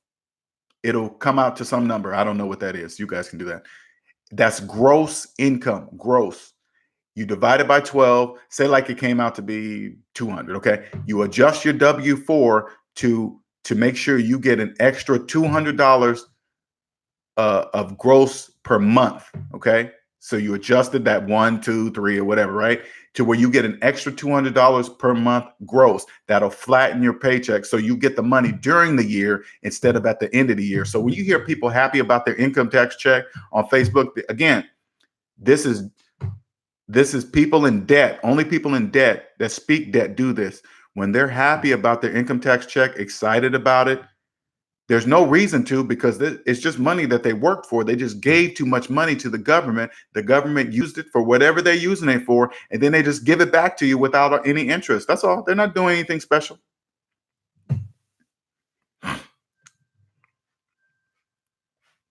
Okay, DTN, this is kind of talk is needed for all people who is willing to get out of debt matrix and tired of living paycheck to paycheck. Exactly.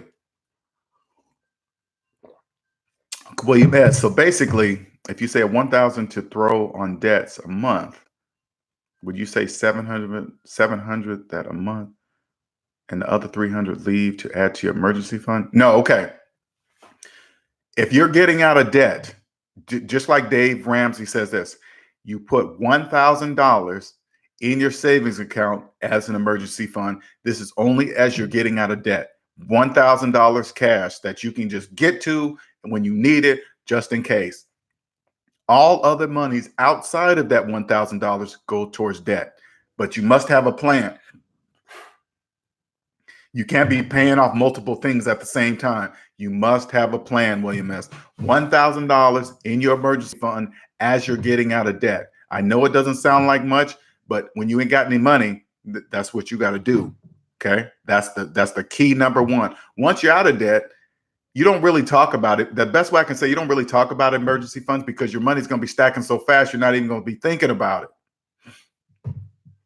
Okay, all around strong. Looking forward to. Hey, man, I'm looking forward to it for you, all around strong. And it ain't even my money. It ain't my house. Because tell you what, I've never had I financed 2 or 3 houses in my life, but I've never owned one. Yet I called myself a homeowner for years, but now I know outside the debt matrix, I wasn't a homeowner. I was just renting from the bank. Cheers, player. I'm slowly working on my way out of debt. I paid off all my student loans. Congratulations. And a few credit cards and loans this year, but I still have far to go. That's okay. That's okay. Cheers, players. It's in order, when you become debt free, the important part is to feel that pain by paying back the money that you already spent. That's a key component of becoming debt free. This is why you notice how pain, you never forget the memories of pain. Once you're out of debt, you will never accidentally go back into debt, and you won't care what anybody says in the debt matrix. If you went from a Cadillac Escalade down to a Honda Accord to get out of debt, people in the debt matrix, they're going to be talking about you. Oh, what's wrong with him or he or she? They must be broke. The only people in the debt matrix talk like that because they don't know. When you feel the pain of paying your debt off, getting out of debt, that stuff won't bother you anymore. You won't care what people in the debt matrix says. Okay. And you definitely won't accidentally go back into debt. You will not care. Finance a cell phone ever again? Are you crazy? Don't you ever say you have a finance cell phone in your hand. Don't ever say that. Not saying that you are, but I'm just saying people say that all the time. Oh yeah, man, I wouldn't sign up for that new T-Mobile deal. I got four free iPhones and it's only $25 a line. Are you crazy? You didn't get 4 free iPhones. iPhones are $1,000+ a pop, and T-Mobile gave them to you for free. No, they didn't. They didn't give you nothing. They would be out of business if they did that. But people in the debt matrix must believe that once you're out of the debt matrix, you will clearly see that in order for us to remain free, to remain carefree, living free, the majority must remain in debt, believing debt is just a part of life. If they knew what I'm teaching you guys, the whole system would break. Because it's giving the government interest. Exactly. You're giving the government an interest-free loan, William. A free loan, period. Neam Buckner, you have to make me a moderator if you want the links to be shown. Okay. I'm new to this, okay? I'm not even gonna lie. I gotta figure out how to do the ill wills. You gotta show me how to do that. Nima, if you can email me and tell me how to do it, I can look it up myself too, but I will do that. I gotta make ill wills I'll make you one because I don't know how to do that.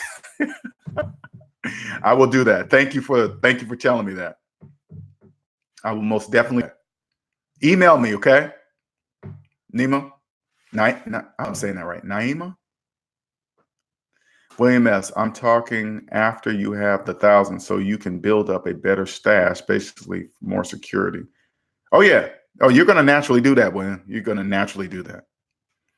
William S., people in Debt Matrix talking about Black Friday sales for cell phones. Buy Galaxy Note 10, plus you get $400 gift card. That's all bait. They believe in all that. Cheers, players, you hit the nail on the head. With that, I had a Benz, and now I have a Dodge to cut back, and people definitely thought I was going through something, but I'm way better fun. Hey, cheers, players, check it out. When I figured out how to get out of debt, man, I moved from my fancy high-rise apartment, sold my Lexus, and moved into a room in my sister's house as a computer engineer. People were talking about me, thought I was broke. What's wrong with LJ? He ain't got no money. My dating life sucked because I would go out on a date. They'd be like, oh, what you do? I'm a computer engineer. Where you live? With my sister in a room. Oh, something must be wrong. Is he on drugs? He's smoking crack? Because you go from this. People don't understand. You know why, Chills players? Because they speak debt. Money is spoken in two languages, debt and debt free. The majority, if you've been in debt all your life, you only speak debt. I promise you. Please don't forget to like this video. Free 30-minute consultation. Debt-ain't-my-daddy@gmail.com. Schedule yours. Send a date, time, your phone number, and a brief overview of your financial situation. Fresh Prince CEO, LJ, do a video on social media fakers. I have a chance to commingle with the IG celebs and IG models, and most of them are broke or just flexing with rentals or high car. Hey, check it out, Fresh Prince CEO. That's a very difficult one because I know that. I can prove it, but okay, how I feel about what they're doing is a feeling. All right. So I don't involve my feelings in the people, how they make money. That's a feeling. I'm not going to say, hey, you're faking. That's just how I feel about it. Okay. Make your money. But I'm teaching people how to do that for real. You know, that's how they make money. That's the majority of, again, Fresh Prince CEO. Don't knock it because the people in the debt matrix believe it. You got it? They believe that that person is living like that. That's their cars and not. That's how they make their money. So you know the saying "fake it till you make it" and all this other stuff. You fake it till you're broke. That's what I see. That don't mean anything to me. But whatever. If it works, it works. If it works, it works. You can help me with SOWs, ill wills. Keep them. I don't want nothing to do with them. Trina B, I haven't had a car note since Obama was elected, but I have student loans. Okay. Halfway there, Trina B, get rid of them student loans. Don't become a person that has succumbed to their student loans, because you know how many people call their student loans forever loans? If you say that, if this is not you, but anybody in this room, if you've ever said, my student loans are forever loans, guess what you're really saying? I'm a forever slave. Oh yeah, you're a slave to the colorblind slave master, because student loans don't care what color you are, baby. Don't even care. Because all it sees is green. Chill players. Yo, I run into girls I used to mess with, and they ask about my old bins before they even ask what I'm doing. Exactly. Chill players. When you get debt free, I'm not saying not go out and buy another Benz. You go out and buy the Benz you want for half the price from a person that's in credit trouble. So if that's what they want to see, but it's clear as day. If they ask about your bins, you know what kind of woman you're messing with. Okay. It's a win-win for you, chill players. It's a win-win, but you're going to own that Benz. And if they ask about the Benz, you're going to be like, oh, you want the car. Gotcha. Okay, you can get in, you can ride in it. This is where that relationship's going, right here at this level, and it's not going any higher. Hey, I appreciate it, William S. Appreciate it. You know what? Morning time is really working out, William S. It really is. And that's why I'm going to stick with it. By the way, I'm going to start out with last Sunday, I did a 1 o'clock on Sunday to talk about anything. Okay. I'm going to do that again this Sunday, 1 o'clock Eastern time. Okay. Live where we can talk about anything. Anybody come in. So if you guys know anybody that wants to participate and want to ask anything personal finance, invite them to that. Okay. Pay everything with cash. Everything student loan will be paid off next year using house equity. Okay. Thanks for your support. Okay. Appreciate it. Make sure all around strong. I don't know if you're doing this, but make sure you pay before you pay any extra on your student loan. Make sure you call them first and tell them to apply all extra money to principal, because if you don't, and this is how, if you're doing this, this is how to tell. I'm going to tell you guys that you need to understand this. Okay. Please pay attention. If you are paying extra on your student loan and your due date keeps getting further and further out. So say like your student loan's $300 a month and you're paying $400. And then when you get the bill, instead of being due in December, now it's due in January. They're putting your extra money on interest. You better call them and tell them to stop doing that, because you're throwing away your money. Call them and say, do not do that. Put it all on principal. Fresh Prince CEO. Yeah, I can respect that. I'm not saying call them out. I'm saying how to tell people not to fall. Oh, gotcha. Okay, I'm with you, Fresh Prince CEO. Okay. By the way, I flaunt my lifestyle, but it's real. And I like the way you do it, man. I see it. I'll be seeing it. Like I said, I like the red Camaro with the red jump. So I was liking that shot. I was like, oh, that's tight. I know I'm too old to do it, but I'll probably do it. I liked it though. That was tight. Link up, chill players. Good to meet someone. Hey, Fresh Prince CEO, chill players. It's the mindset. This is where you can come in and speak debt free, and everybody will understand what you're saying without looking at you like you're crazy. Like, what are you talking about? Everybody has car notes. No, they don't. Only people with car notes say things like that. Ill wills. That's what I want to hear say. LJ, I'm going to be sitting pretty like you. Play. I already know, Ill Wills. I already know you are. All right. I know you're listening. As soon as you said, hey man, I got the cable boxes in the back of the car, I was like, okay, Ill Wills, hear me. All right, take those cable boxes back. Click on the person's name and you, oh, okay. Let me see. Oh, gotcha. Cool. Okay, so I can do that too. Let me see name right now. Okay. Add moderator. Oh, okay. I'm gonna make Ill Wills one too. See, I'm getting new to the game. I don't know everything. All right. Naima, you are one now. Okay, cool. William S. That's 1 o'clock. William S. That's football game time on Sunday at 1.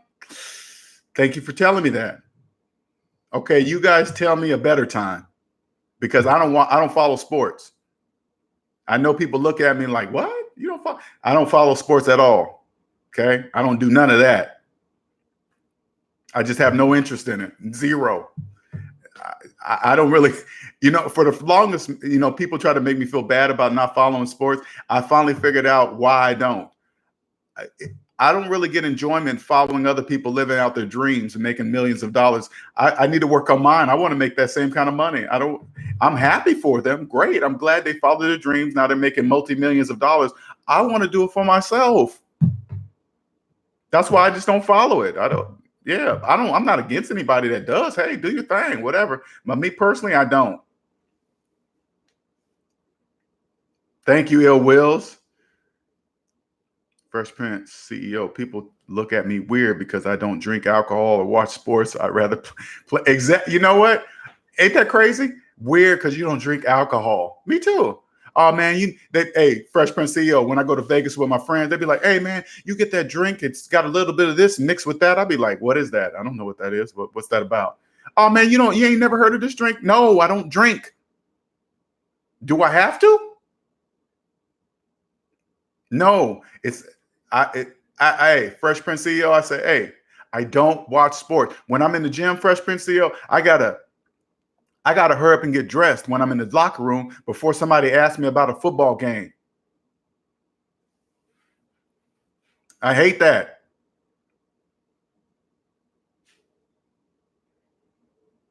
Five years ago, I made a video with Russell Wilson, the Seahawks quarterback. I made a commercial with him. People be tripping. Oh man, how you make that commercial? You don't even like sports. One thing has nothing to do with the other. What are you talking about? But I really understand the significance of it is like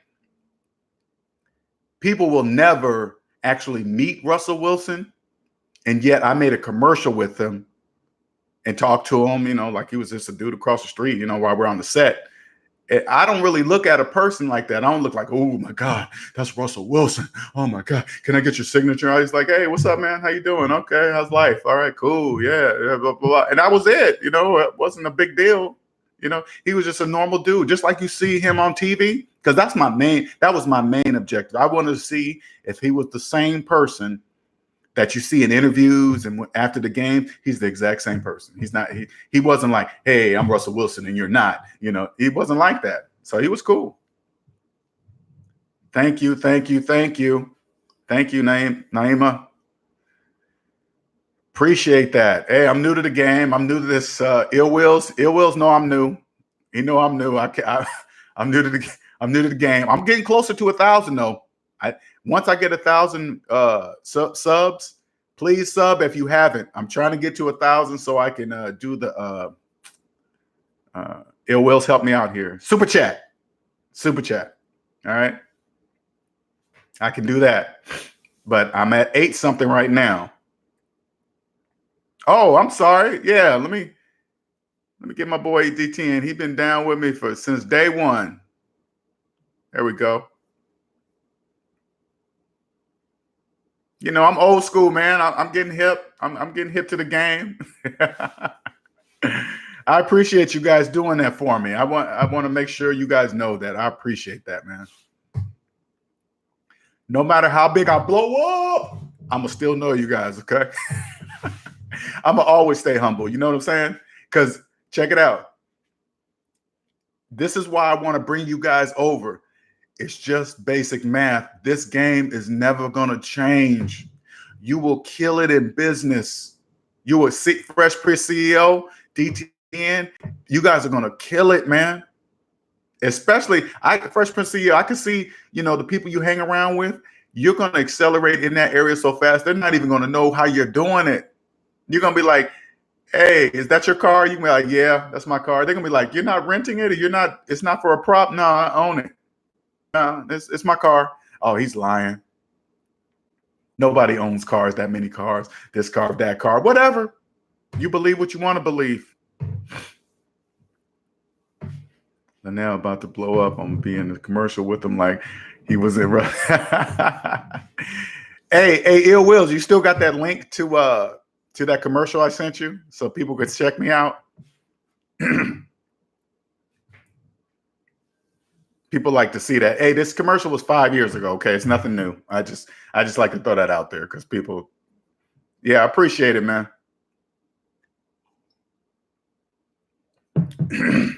If not, I think I can bring it up. But LT Jr. Sorry, I didn't see that question. Okay, LJ question: do you have passive income forms, or just live off the nest egg? Right now, LT Jr., I don't have any passive income. Okay.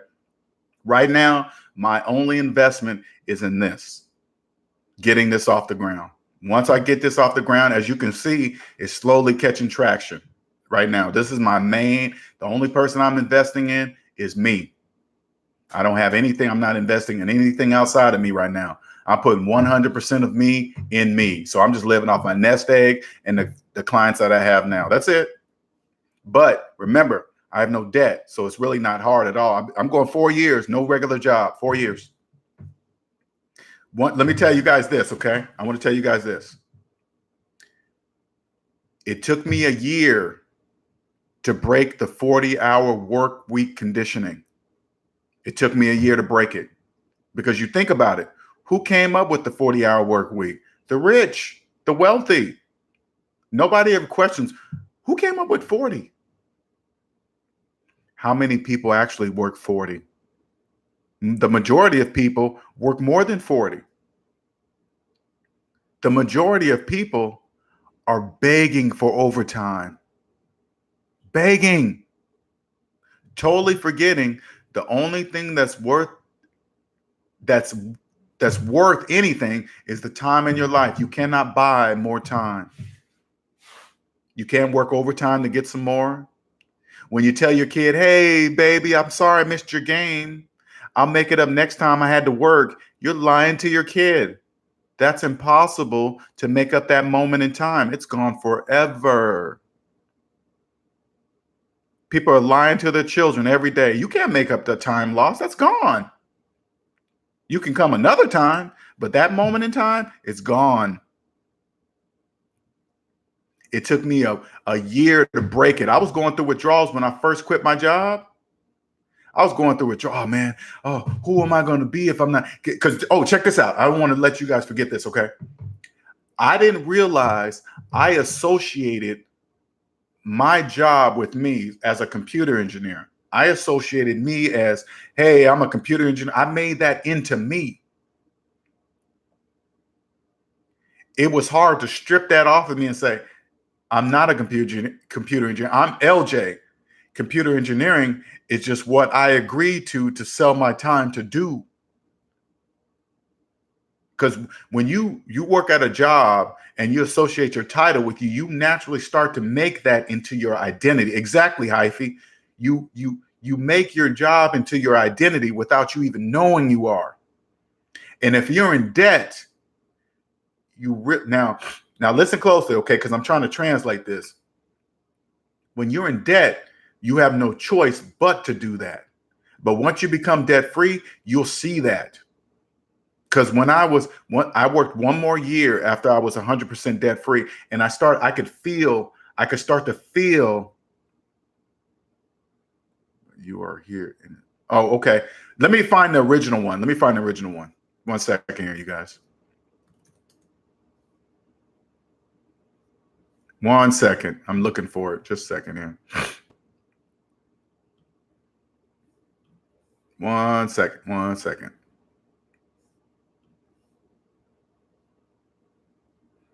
Man, things go slow when you're doing a live. I tell you that. Computer is going slow.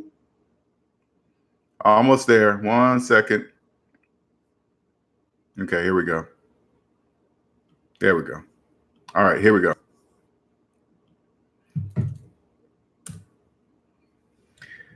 Because I actually made 3 with them, but you can only see me in the main one, okay? Because, man, I was there 15 hours, all right? But once I worked one more year at my job when I was debt-free, but I could feel the separation. Oh, yeah, I did. I forgot, Ill Wills. I sure did send it to your cell phone. You're right. I forgot about that. I could feel myself separating from my identity from my job. And then one day, I kid you not, one day, this is exactly how it went. I got up from my desk, my cubicle, walked to the window, and something said, it's time for you to go, Linnell. It's time to go. I didn't have the excuse of bills and debt to keep me there anymore. Okay. Because normally I always said, I can't go. I got a car payment. I got credit card payments. I got student loan payments. But once that was gone,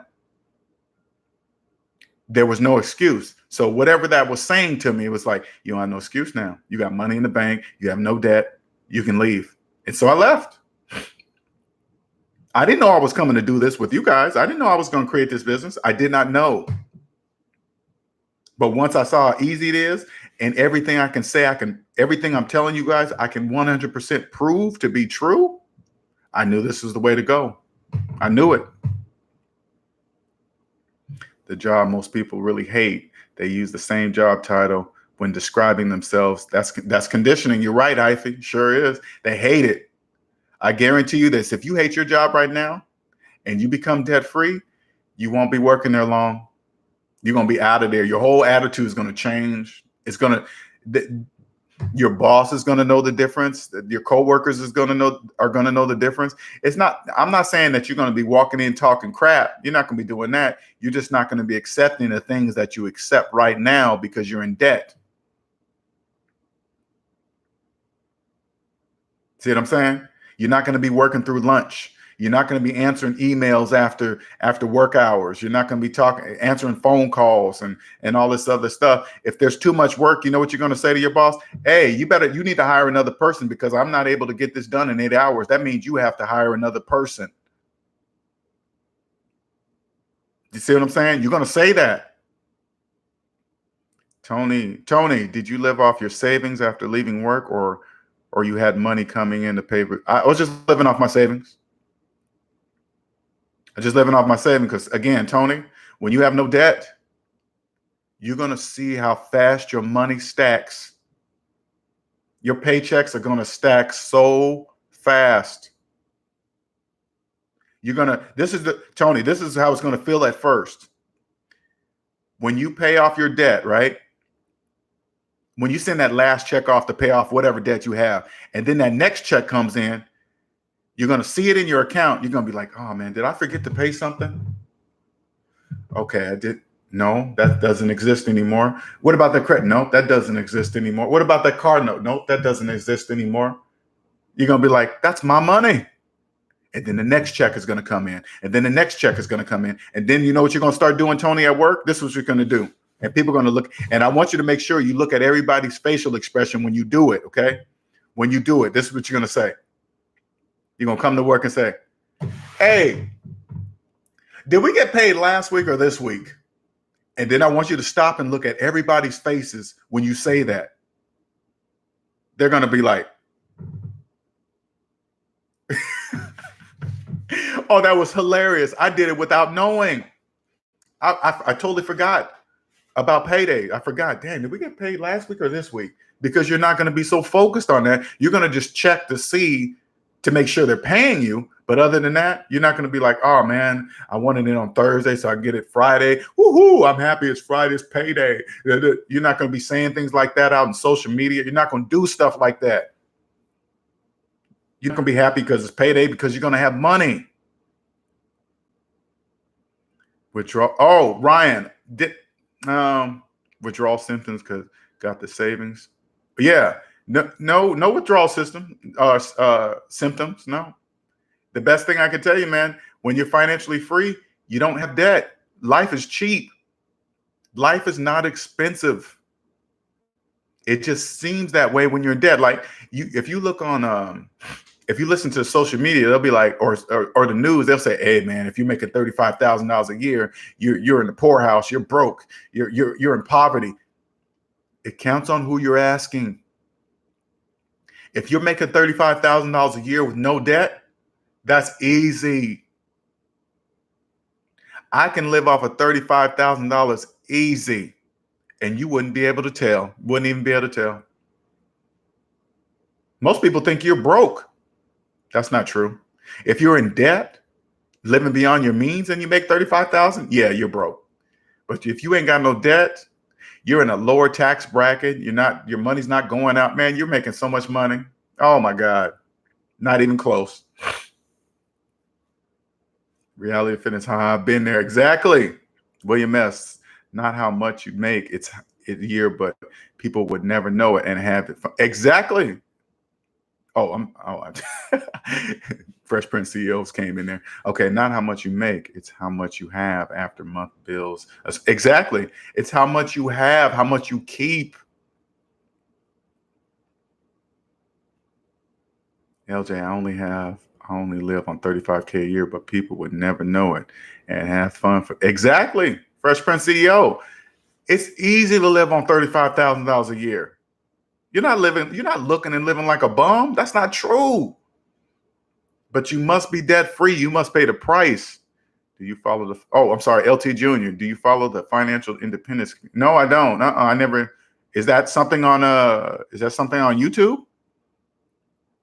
I'll be looking for new LT Junior. I'm very careful of certain financial communities that I follow, because remember, you must remember this.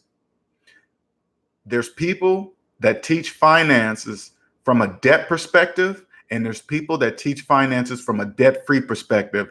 There's a very distinct difference. And once you're debt free, you'll be able to tell, because I've joined a lot of Facebook finance rooms and they be teaching people from a debt free perspective. You know, hey, pull the equity out of your house and then invest in over here. But they're not telling you, don't know who's telling you that. Is somebody that's deep in debt and don't know they're in debt telling you how to invest? Because I don't take financial advice from a person that may have had student loans that are older than their children. Why would I take financial advice from a person that has not invested in themselves, but they're telling me how to invest? But they're keeping a student loan. They went to college for 4, they're keeping their college loans for 20. That doesn't make sense. CENTS. See what I'm saying? That doesn't make sense. How much not? Oh, yeah, okay. All right. LT Junior financial independence is basically a community that saves 50%. Oh, okay, gotcha. Of their income. They pay off their debt, then save half their income and retire early, usually. You know what? That's my model right now. You know, I get it. I'm gonna look that up, because I would love to join a group like that, because I'm always learning something new, especially when they speak the debt-free language, the language of debt-free. I'm all with that, because there's always something new to learn. Like this collab with O'Shea Duke Jackson's channel just yesterday or day before yesterday, or whatever that day it was, right? I didn't realize when people were saying maxing out their 401k, the majority of people were talking about maxing out the match from their employer. You know, I'm thinking the $19,000, right? Hey, LJ, should I max out my 401k? I'm like, yeah, you max it out. And they're cool. I just upped it to 6%. I'm like, 6%? What are you talking? Oh, you're talking about that. So I gotta make sure I am clear. Thank you, Miss Buckner. I really appreciate that, man, because that's hard to keep up. I ain't gonna lie. I see why O'Shea has moderators, because I can't do it. When I'm delivering the message, I can't do it.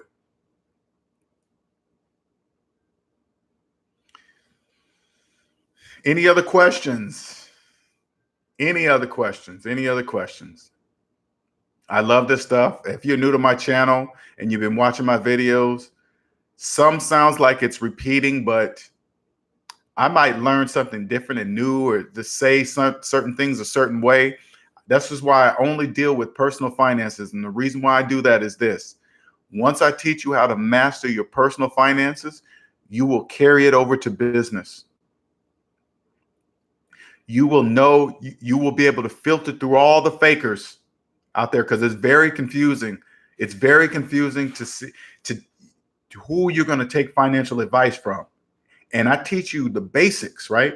You know the basics. And then when you come across a financial person that doesn't know how to speak the language, you got to ask yourself, how come this person doesn't know the basics? They're so rich, but yet they're making car payments. That doesn't make sense. You always think about this. You say to yourself, that doesn't make sense. CENTS.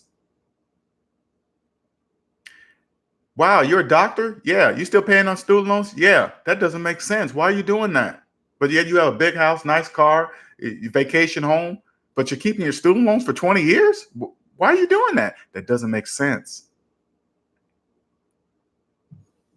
You're welcome, Mark Carp. I appreciate you taking the time to participate and even coming to my channel. Don't forget to subscribe if you haven't already. Don't forget to like the video. Chip players, appreciate it. Respect. Thanks for all the knowledge. Hey, you're welcome. This channel is the safe zone. It's okay. Let me tell you, if you're new, it's okay to come into this channel, come into this chat room and say, I don't know. I'm broke. Nope, I don't know anything about a 401k. $19,000? I've never done that. I've never maxed out my 401k. I don't have anything in retirement. I have nothing in savings. I have no idea what the interest rate is on my car. I have no idea. Yep, I'm upside down on my cell phone. I can't get out of that. I even have a plan for that. If you're in a cell phone plan and you feel trapped, I can create a plan for that for you. Anything. And I teach you along the way with just mathematics. Everything I do for you, I'll show you with math and say, this is why I'm telling you to do it this way. And you'll be like, oh. And when you take the knowledge, what I'm showing you guys, teaching you guys, and then you go to show somebody else, you listen for the click, right? You show somebody something, it's going to be a long pause like this. And then they usually laugh like this. They'll laugh because they'll see the math and say, damn, I didn't see that. Exactly. That's when I know it connects. Snuggles. I know, right? Right? Ain't that crazy? I probably have 4,000 people if I started talking about that nonsense, chicken sandwich crap, right? But I see it. Don't get me wrong. I watch it. I go into the chat rooms and just watch. And I see people getting on lives, showing themselves standing in lines for a chicken sandwich, fighting. And you know what I think when I see that? I think about it this way. Whoever came up with that, the Popeye CEO, person who designed it, is brilliant. They are brilliant. Whoever did that, I want to talk to the person that made up something to make people go crazy like that to get a chicken sandwich. That is brilliant. Brilliant, man. You better don't look at that. Now, once you're outside the debt matrix, I want you guys to look at everything different. I want you to say, don't just look at it and say, oh man, that's stupid. Popeyes is crazy. Look at what Popeyes has done. Figure out, say, ooh, how'd they do that? That's how you look at it. That's how you look at it. You're like, how did they do that? It's only 5th grade math, DTN. Come on, bro. Here you go. You have me. It Wills, you better be quiet, man. Get that SOW done. Shh. Keep your laughing to yourself, buddy.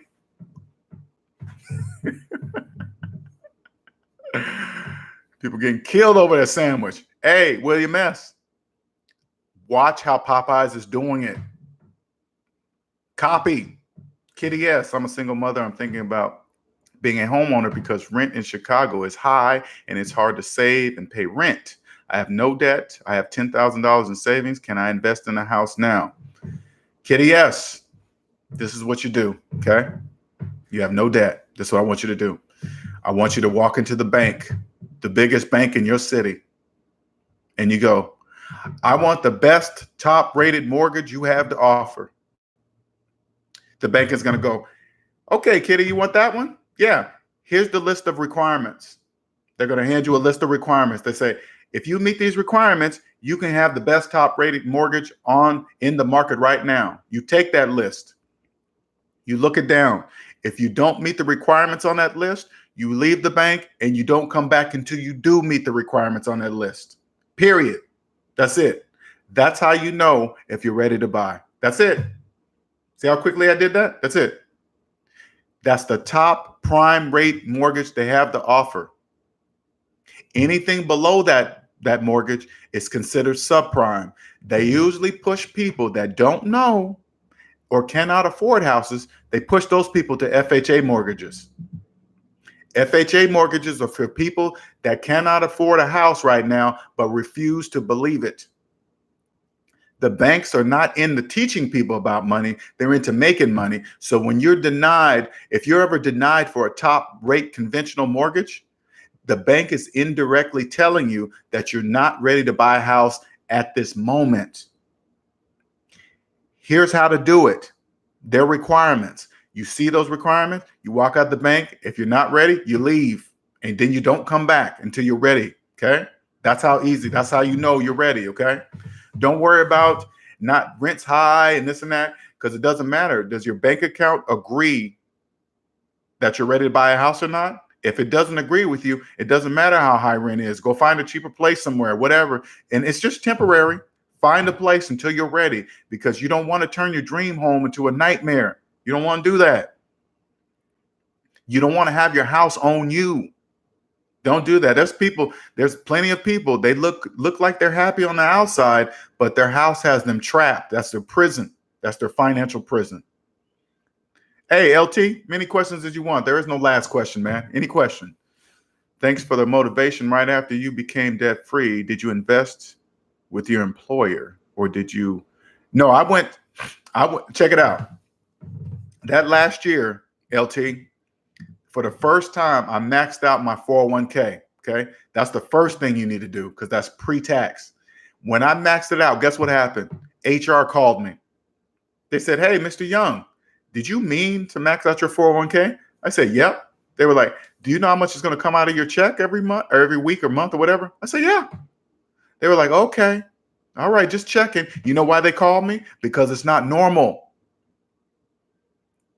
The majority of people in debt have never maxed out their 401k. All they're doing is looking at the 3 and 6% match, thinking they're matching something. But when they're in debt, they're not matching it. They're not matching anything. It's mathematically impossible to match negative dollars. 3%, 5%, 10%, 20%. Negative still comes out to be negative. The first thing you want to do is do the 401k, HSA, pre-tax. That will tell you if you're ready to invest outside yourself. Snuggles, why do blacks put themselves into positions like that? You know, I know it looks like that way on the news, but don't fall for that. Debt is the colorblind slave master. It doesn't care what color you are. Don't fall for that. That's just what the news portrays. Okay, you see that, you would naturally assume that, but it's not true. All right, it doesn't care. Red Shark, you got me doing inventory on everybody. I know now things make more sense. These fools living out well beyond their means. Red Shark, guess what? Once you catch this, there's no breaking it. You have to be quiet though. If you still want your friends and family to love you, you have to be quiet, especially when they're not ready. If they come to you and ask you, hey, Red Shark, why are you so happy all the time? Hey, it's because of this. Great, tell them. But if they're not ready, you have to be quiet. I have a close friend. He ain't trying to hear nothing I got to say. We have agreed to not talk about my business to each other because he doesn't agree with what I'm saying. He doesn't agree. Whatever. Again, Snuggles, man. You think, like, for example, $1.6 trillion in student loan debt. You think it's all black people? It's not. Okay. Student loans is the colorblind slave master. I Aspire. Hey, Chief, on mortgage points, are you familiar with NACA? No, I'm not. I don't really get into the mortgage point thing because once you have money, you won't worry about that either. I'm not buying my interest rate down. That's insanity. That just sounds crazy. If that's the same point thing you're talking about, I'm not buying down my interest rate. I'm a walk. Check it out. When you're financially free, the bank wouldn't dare insult you with anything below a top rate mortgage or insult you to say, hey, you want to put some money in to buy down your points? That's an insult. That would be an insult. I'm not walking in the bank and crossing my fingers hoping I get the mortgage. I know I'm going to get the mortgage. I'm just going to pick which bank has the best rate. That's it. It's not a guessing game anymore. Hello, Dark Man Jeff. Chat room came. Oh, appreciate it, man. Thank you for coming up from O'Shea's channel, man. I appreciate everybody coming from O'Shea channels. Thank you. Thank you very much, man. I'm glad you guys can hear me, man. I'm glad you guys can hear me when I speak. And I appreciate O'Shea Duke Jackson, man. Ill Wills hooked me up to him. O'Shea brought me on. Man, it's been wonderful ever since. Thank you for coming over. Almost everybody. Snuggles, that is not a race thing. Exactly. Check it out. Snuggles, look at what DTN's saying. It's not. That's just don't get caught up in that container. Okay, that's not true. That's just another when you're outside of the debt matrix, you can see that's another device to keep you contained and thinking debt is isolated to a color. It's not. All it sees is green. Erica, can you give me the basics on a 401k? I did at the beginning of this video, Erica. So once this is done, I always talk about the main subject of this video in the very beginning. So that's the first 30 minutes of the video. So just go back once it stops, go back and watch it, and you can see it. Okay. White folks stressing over just exactly. Dark man Jeff, you're right. White folks just stressing over debt just as bad as black folks. Don't get caught in that container, man. That's just another thing this system has been designed. Okay. I want you guys to understand this. When you're in the debt matrix, you can't see this. Somebody designed this system. They put it in plain sight. They threw it in. This race is this much debt. This race is that. And then they throw in genders and millennials. It's designed to confuse people. Debt is debt. There's no good debt. There's no bad debt. Debt is debt. There's no feeling. This is what happens this is what I want you guys to understand. When you guys hear this, and the majority of finance people say this crap all the time. Oh, there's good debt and there's bad debt. That's a feeling. How you feel about debt is 100% irrelevant. This is what it sounds like when you put a feeling on debt. Okay, math and money are one. I always got to say this. Math and money are one. The only thing that can separate them are feelings. Feelings are the only thing. So when you say good debt, bad debt, this is what it sounds like when you say that. Hey, how do you feel about 1 + 1 = 2? How do you feel about that? Does it make you happy, sad?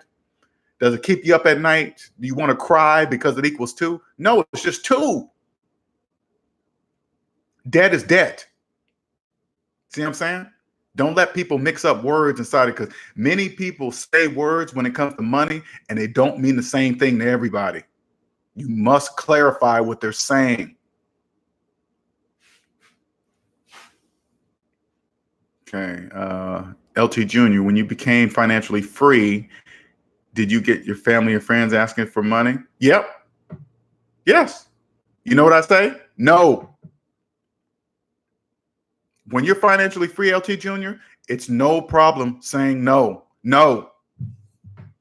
Well, it doesn't make any sense. You say, this is what happened for me. I'm going to say, you go, hey, I'm financially free. I'll show you how. They'd be like, I don't want to do it. What do you got to do? You got to pay off your debt. I ain't trying to hear all that. Okay, cool. Well, since your debt's paid off, can you loan me some money? No. You have it. I know I do. You going to loan it to me? No. And then after a while, they'll stop asking. The answer is no, a solid no. Not a maybe, not a sort of. No. I have my niece, check it out, without even asking me. She's 18 years old. She's going to finance a car and put me on as a reference.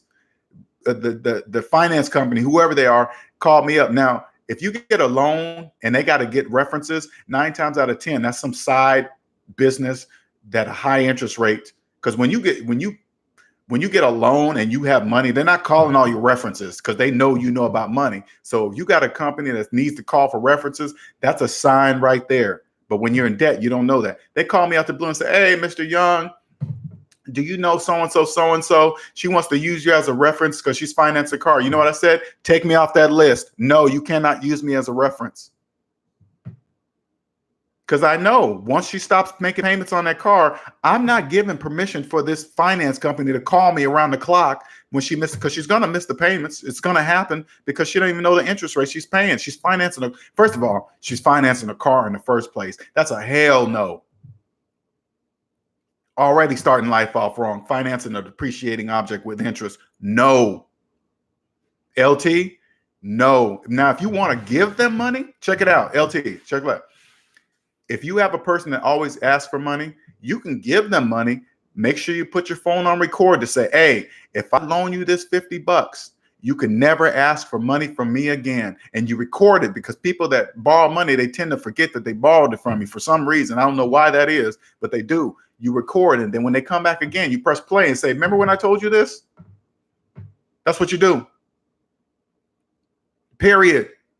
And check it out. If somebody, this is the main thing. When somebody say, "Hey man, can I borrow $50 till payday?" This is what I say to those people. If you teach me how to make $50 last for 2 weeks, I will give you the $50. You can have it.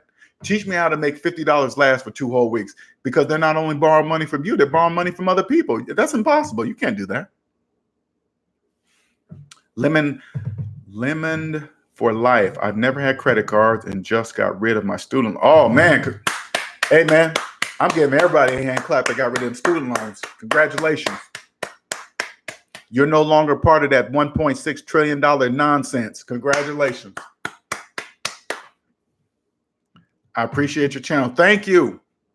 Doesn't it feel good? You're no longer, listen, you're no longer part of that $1.6 trillion worth of nonsense. That's no longer your concern of yours. Who cares? You know, when I see that number, I go, woohoo, that's a lot of money. Okay, what am I going to do today? Where am I going to lunch? It has nothing to do with me.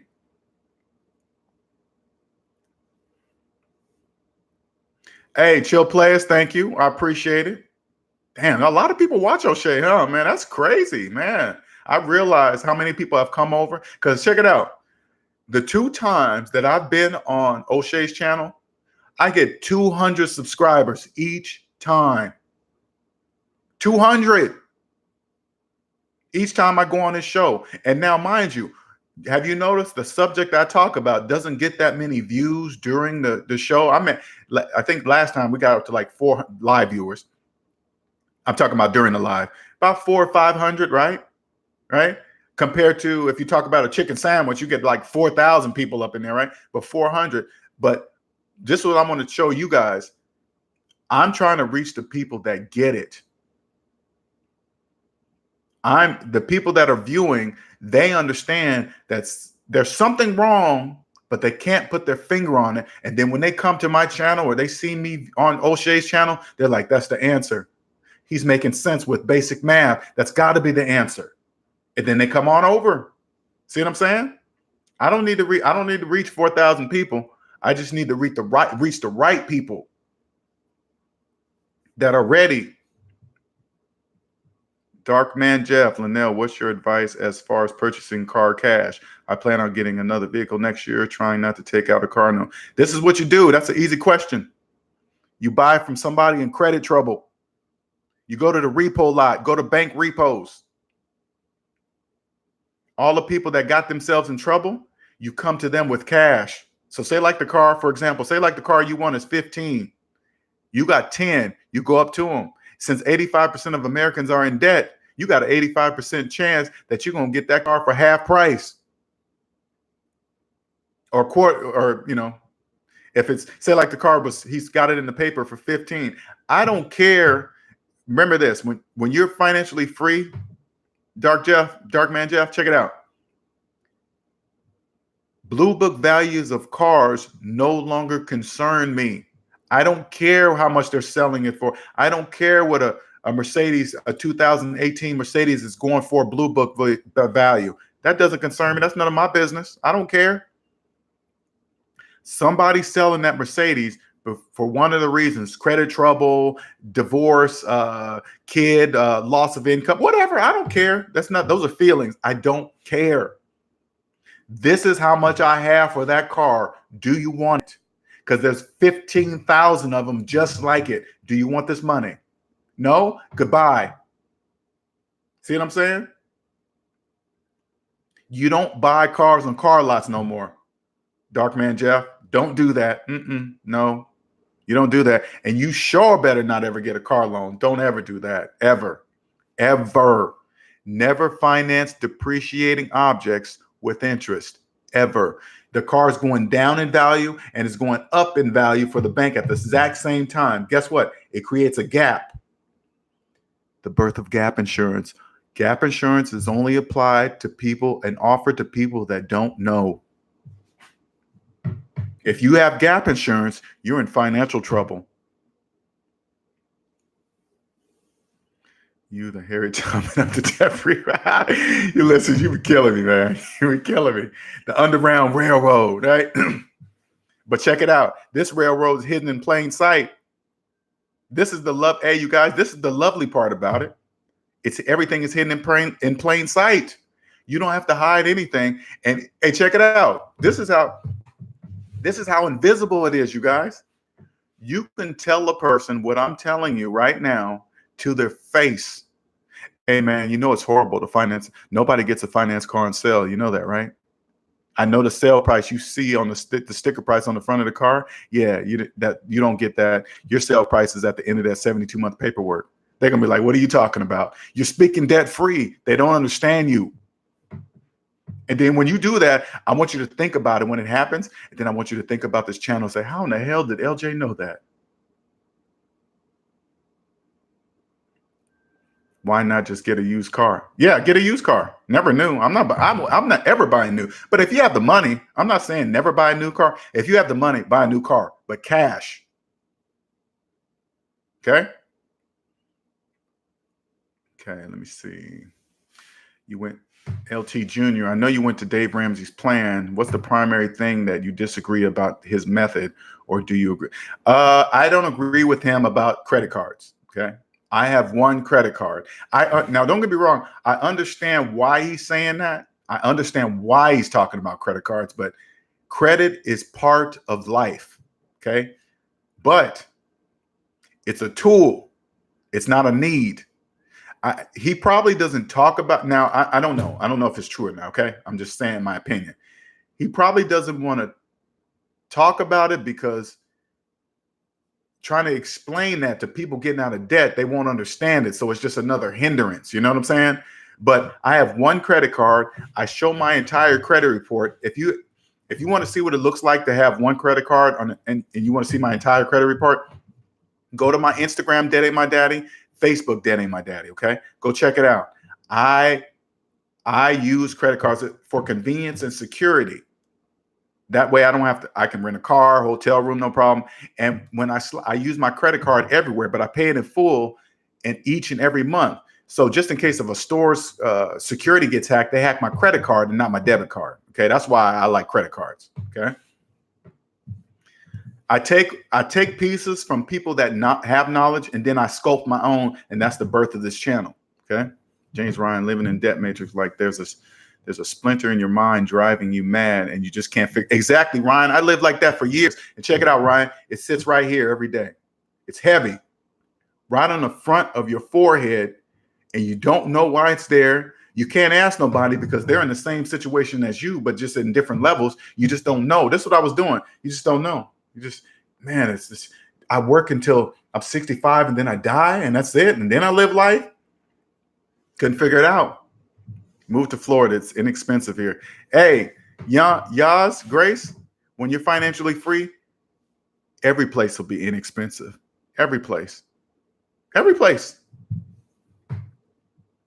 As long as there are people that believe they're homeowners with 30-year mortgages, you can live anywhere you want. Fresh Prince CEO, LJ, I walk into the bank with cash or write a check to pay off the Range Rover. Yep. Yes. Yes. Stop the hemorrhaging. Fresh Prince CEO. Stop the hemorrhaging from your bank account. Interest is hemorrhaging dollars from your bank account. Every day okay, check it out. You see the price of the Range Rover when you bought it. Every day you keep it from financing, it's continuing to go up. The price you saw on the Range Rover was just the price to get you there.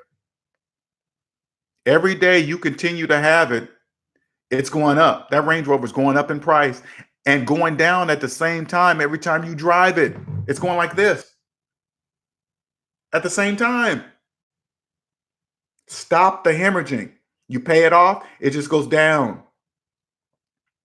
Okay? Right now it's doing like this. Don't stop the hemorrhaging. Pay that Range Rover off, man. Today. Stop it. Stop being like people in the debt matrix that finance cars. Grace, get a mortgage with Quicken Loans.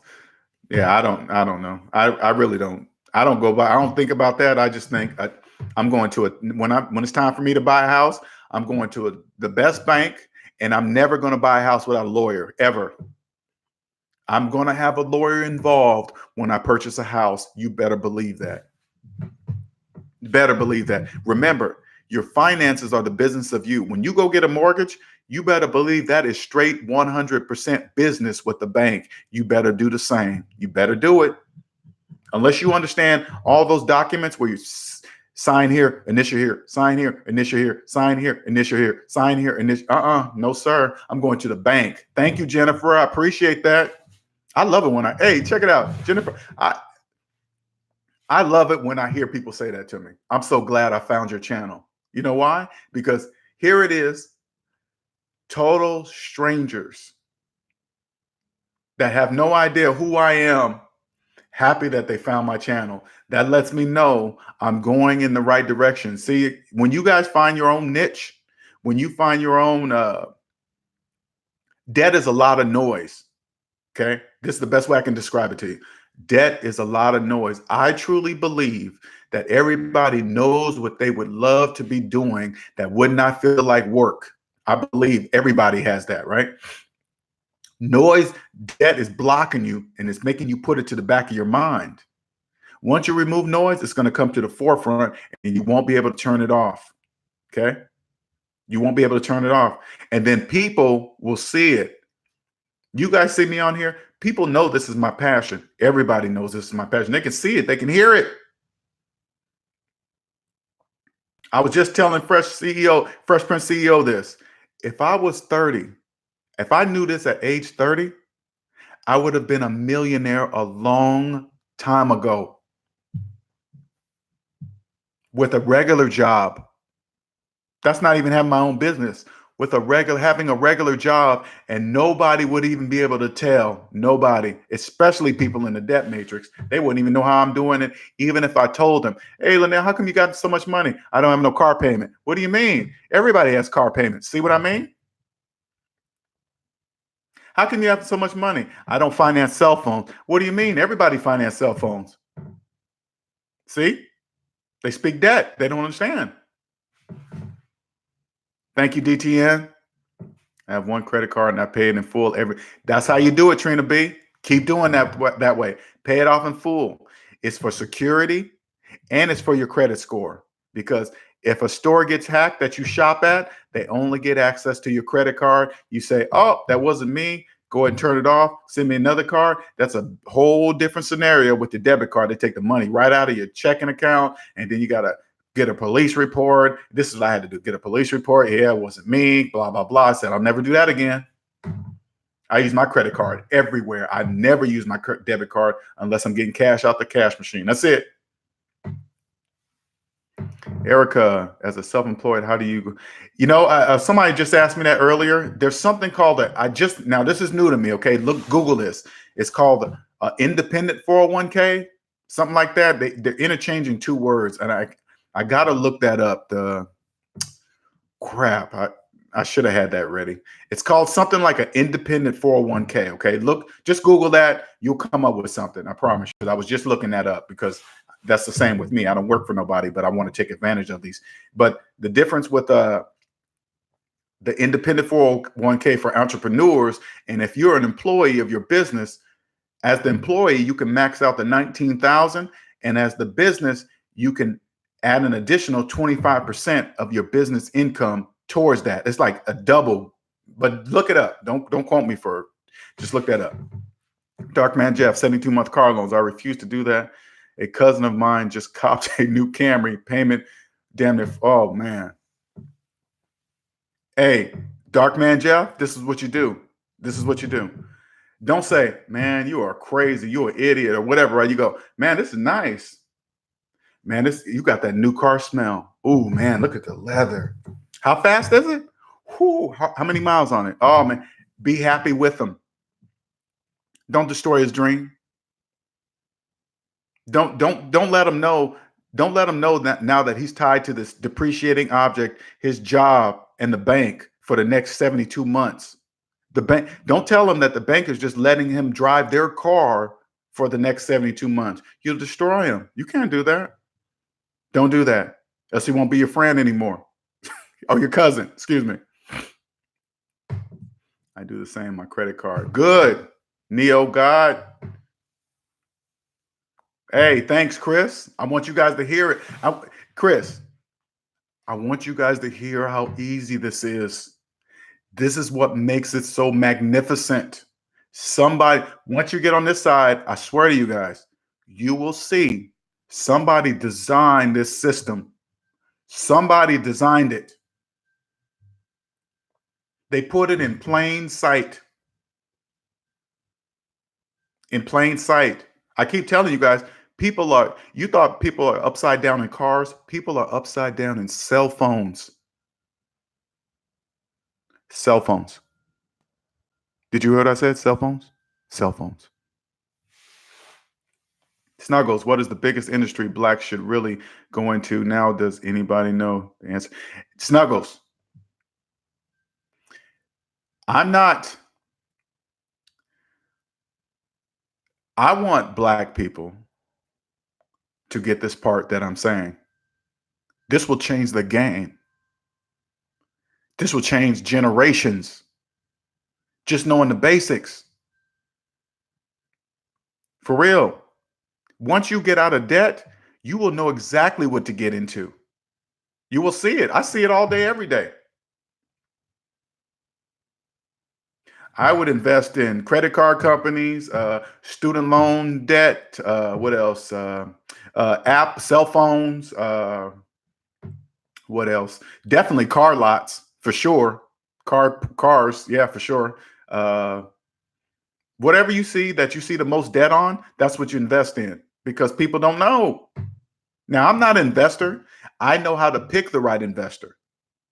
I don't know how to invest, but I know how to pick the right investor, and I'll tell you how I do it. Hey, investor, let me see your personal credit report. If that investor has student loans that are older than his children, I will know right away that he doesn't know how to invest because he hasn't invested in himself first. So that's not the investor I'm going to go with. The investor I'm going to go with, his credit report, his personal credit report is going to look like mine. That's how you know. If they have a problem with that, I'm not doing business with them, period.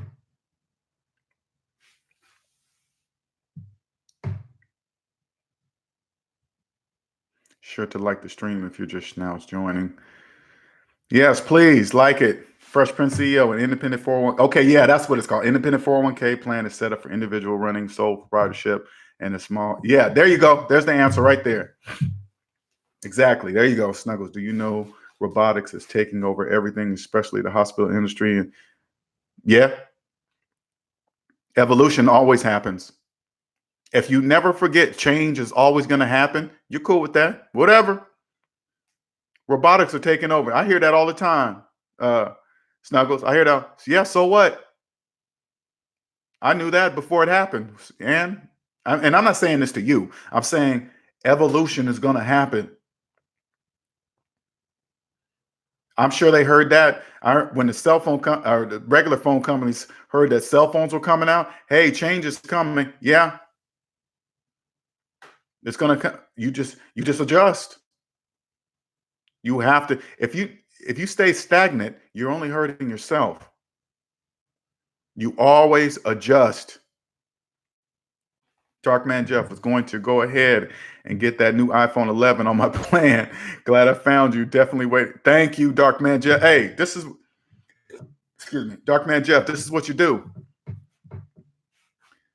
Wait 6 months because iPhone come out with a new phone damn near every 8 months, right? Wait for the next version to come out. Okay. And then you buy a used iPhone, a remanufactured iPhone off of Amazon. They have all the same guarantees with cash. That's it. Then you have the iPhone 11. Nobody's going to be able to know that you got the previous version instead of the iPhone 11 SS or whatever they come out with their model. Nobody's going to know. Who cares? Nobody's going to know. Okay. You can still get it. Get your thing. Hey, Ryan, I just moved from Seattle. Cannabis is not legal here. They're making billions with a B. Did you hear me? A B.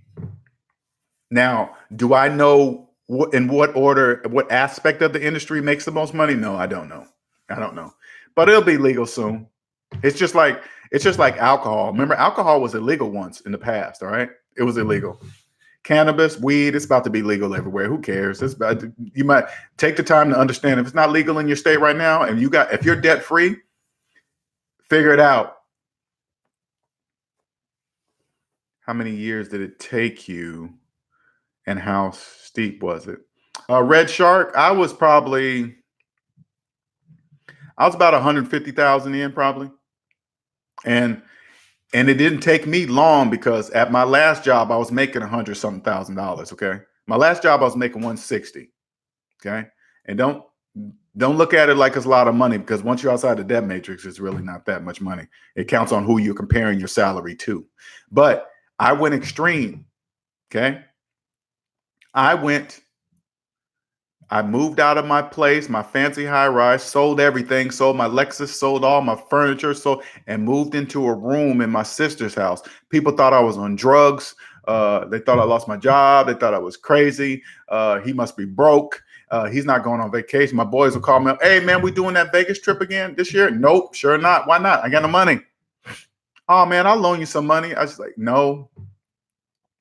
I wanted to say, you're broke too, but you just don't know it. But I just said, no, I ain't got no money. You want me to loan you something? No, man. You down on your luck? No. I'm getting out of debt. What do you mean? I don't feel like explaining it. I don't want to explain it. So it took me, I say it took me a good solid couple years, because I lived with my sister for about 5 or 6 or something like that. But after year 2, after I paid off my debt, my money was stacking so fast, I didn't care that people knew I lived with my sister. I didn't care. I was doing everything I wanted to do. Everything, anything. Once you get out of debt, you don't care about what people in the debt matrix think of you. That's the best way I can describe it. You don't care what they think, what they say, whatever. Hey, man. You should get check it out. Check it out. Everybody always asks me what kind of car I drive. All right. They always ask, hey, what kind of car you drive? Right. Go look at the car I drive on my Instagram at Debt Ain't My Daddy. Go look at my car. Okay. It's a 1995. It'll be 25 years old next year. That's what I drive. Go look at it. When I tell people that, oh, that's why he's debt free, because he got a 1995. And then when they see it, they're like, oh, that's a 1995? Yeah.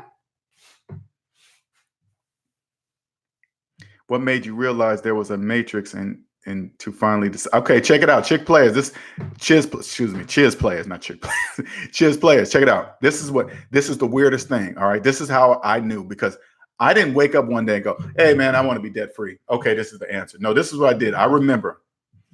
I got off work. I went to the gym in my Lexus, and I remember sitting in my Lexus, and something just hit me like, is this life? So I'm making 6 figures. I work at this job until I'm 65, and then I enjoy my life. I go to work, come home, eat, watch a little TV, may go to the gym, and keep starting this cycle all over and over again, and then look forward to the weekends over and over again. I said, this cannot be true. This can't be true. If somebody saw me talking in my car, Chiz Players, somebody would have thought I was crazy. I said, this cannot be true. And then something just clicked.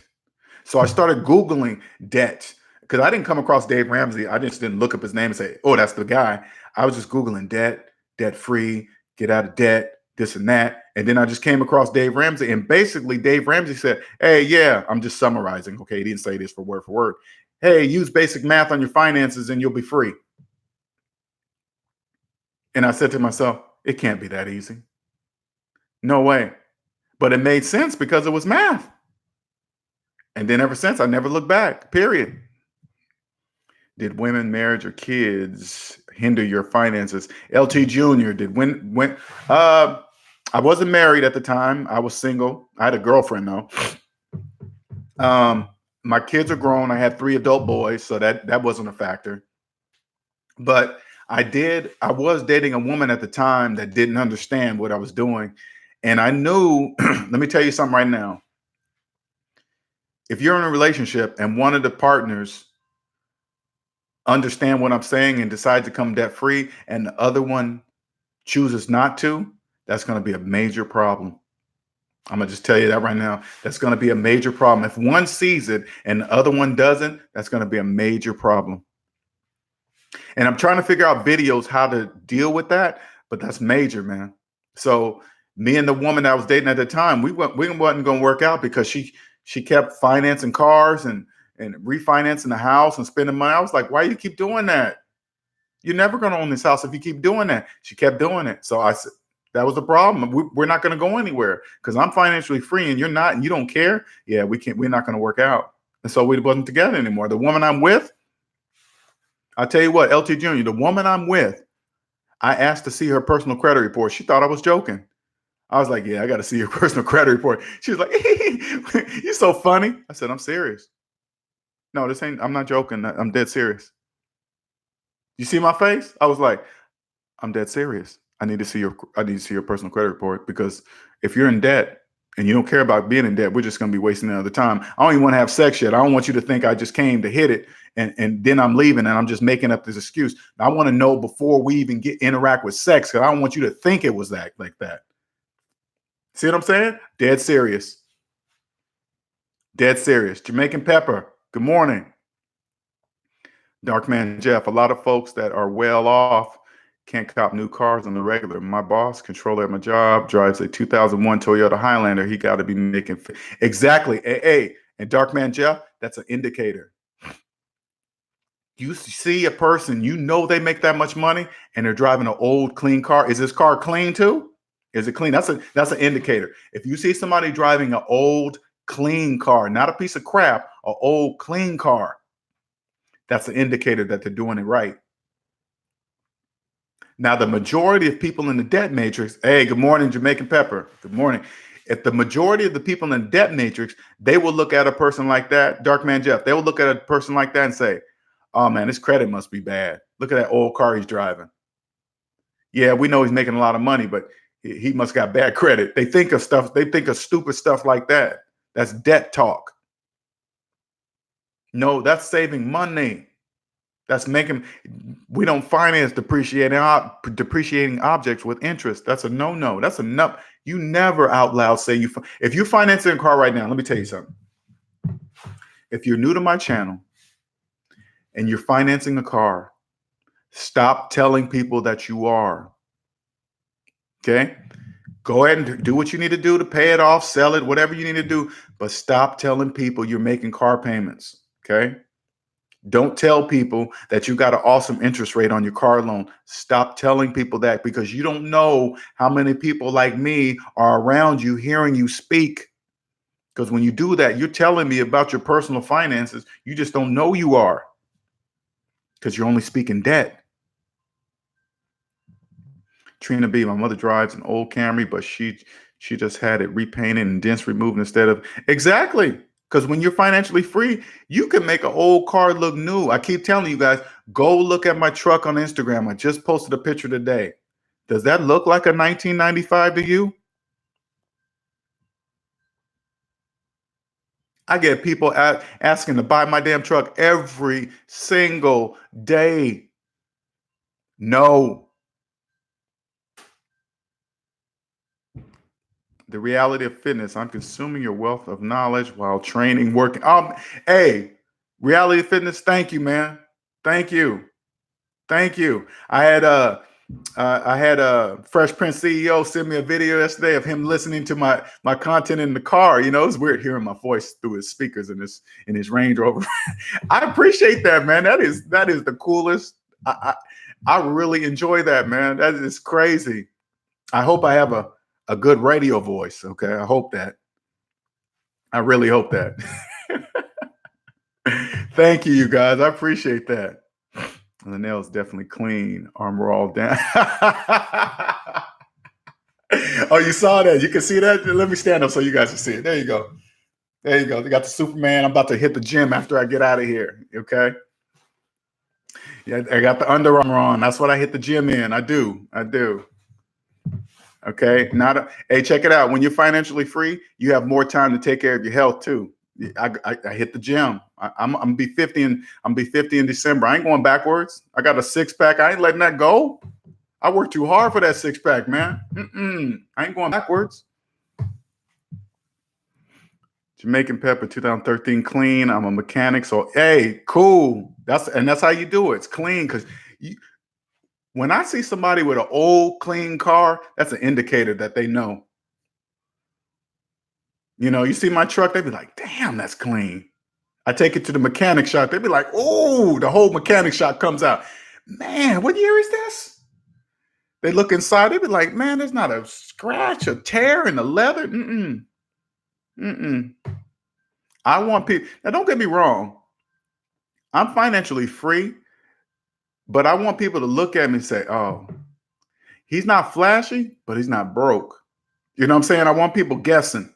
You know, like, yeah, that's an old car, but you can tell he ain't broke. You know what I'm saying? They don't know. I don't have to be, oh man, he's driving a Benz. He's got to be rich. They'd be like, They keep them guessing.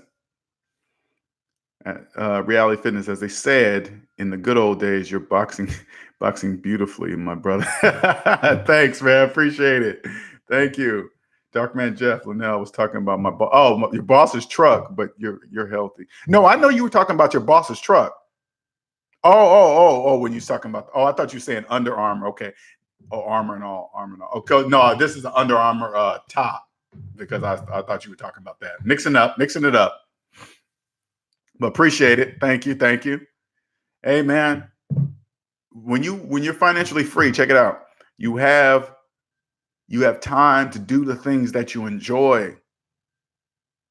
All right. You realize the time in your life is the most valuable thing on earth. I mean, think about it, you guys.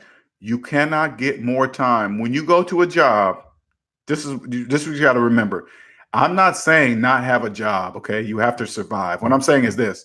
When you go get a job, you say, the job says, hey, we're hiring you for 40 hours a week. For this many hours, you're going to be working from this to this, 40 hours a week, 5 days a week. Cool. You don't give them another minute outside of that contract. Because remember, anything outside that contract, you're giving to them for free. You're giving the time away in your life for free. Never do that. You become financially free, you will never do that. Ever. Man, I've been on here from, look at this. You see what I'm saying? 3 hours almost, you guys, 3 hours. And it feel like 10 minutes. Any other questions before I get out of here? Because I got to get to the gym. Thank you, everyone, for participating. Thank you for listening to me at work. Listen to me in the car. Free 30-minute consultation at dateatemydaddy@gmail.com. Send a date, time, phone number, and a brief overview of your financial situation so we can get straight into it during that 30-minute consultation, so you don't have to repeat yourself or tell me about it then at the time of the consultation. Okay. Thank you, Trina B. Fresh Prince CEO. Thanks again for that video, Fresh Prince CEO. I appreciate it, man. Damn, 3 hours. Didn't even see the notification. Really? Man, I wonder how that works, man. Oh, you do? Oh, I appreciate that. Lemon for life. I appreciate that, man. Do you like those memes I'll be throwing up there? I hope they be clicking. I hope those memes click. I try to throw up memes that make people click. They'd be like, oh, damn, I never looked at it that way. That's why I throw my memes up there. 3 hours, man. Jamaican Pepper, 3 hours. Ain't that crazy? Don't even feel like it. Thank you, everyone. Ill Wills. Hey, you'll be able to listen to it while you do the SOWs. Appreciate it. Snuggles, thank you. Appreciate it. Hey, man, I thank you. Snuggles, I thank you for your input. Appreciate it. Rewatch the stream. Hey, Jamaican Pepper, the main subject of the video, I put it in the first 30 minutes. Okay, so everybody, because some people like to come in, get the information and leave. They don't want to sit through 3 hours of people's questions and jibber jabber. But a lot of people like all the stuff after the main subject. So I'm trying to do both. I'm trying to mix both into one, you know. So cool. You didn't see it, man. I don't know. Are you guys hitting the reminder, the bell, the notification bell, like say all, or because I know they give you choices, you know. Thank you, Ill Wills, for being a moderator. Oh shoot, I forgot her name. I hate it when I do that. I got to remember some names. What's the best credit card to get off? What is the best credit card to get started off with? I say the best credit card is with no fees, no annual fee, and unsecured, never secured. Unsecured credit card with no annual fee, period. It's not Naima. Naima. I hope I'm pronouncing your name right. I really do. I apologize if I'm not. Or I'll just call you Miss Buckner. How about that? Thank you. I thank you for being a moderator. Thank you. Thank you. Lemon for life, a credit card with no annual fee. And we don't pay to have plastic in our pockets. That's a no-no. Don't do that ever. Find one with no annual fee and some reward things. You understand how to use it as a tool when you have that type of credit card. But other than that, thank you, Jonathan. Much appreciated. Real quick, I have a video on there, Snuggles, about I have a video right now that explains that in detail. Look for that unsecured credit card. It explains everything you need to see. Because a lot of people, I was surprised a lot of people didn't know the difference between the two. But again, this is the place you come to say, I don't know what that means. Okay, because I'm not here to make anybody feel like they're dumb for not knowing, because I hate it when people do that. I can't stand that. And usually people that don't even know, usually people in the debt matrix do that kind of nonsense, man. But this is the place that you can say that. About to start bringing on new content all this weekend. Cool. Binging on it. Cool. Yeah, I'm thinking about, like I said, I was telling earlier, I'm gonna come on at 1 o'clock on Sunday, but they said that's gonna be game time. So I don't want to come on during football time. So I got to pick a time on Sunday. If you guys got any suggestions, please let me know, because I don't want to conflict with, because I don't watch sports, so that wasn't on my mind. Because I did it last Sunday at 1, and it turned out, he said, yep, game time. I did it last Sunday at 1, and I'm sure there was a game, so it could have been more people there, but I just gotta do it at a time that doesn't conflict with sports. Okay. Thank you, Fresh Prince CEO, man. That's what I'm trying to do, man. I want people to understand this. I really am the type of financial person that can answer any and all questions, anything to do with personal finances, anything. And that's not even bragging. I'm just using 5th grade math. That's it. Nothing more than that. Nothing. Okay. Any other questions before I go? I don't want to leave anybody hanging. I don't want anybody thinking, oh man, I should have asked him that before he got off.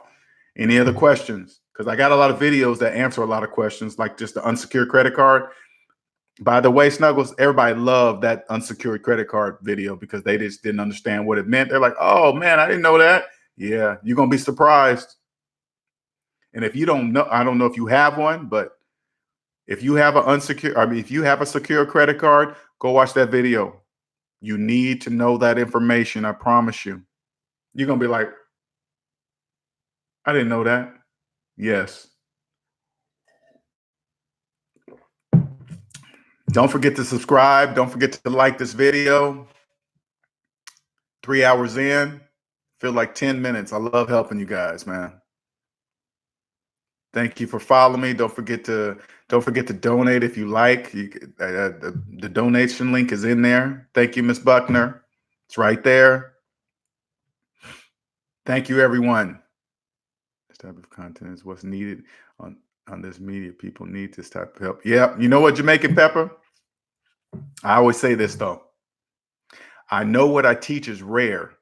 Okay, I know it's rare, but simple.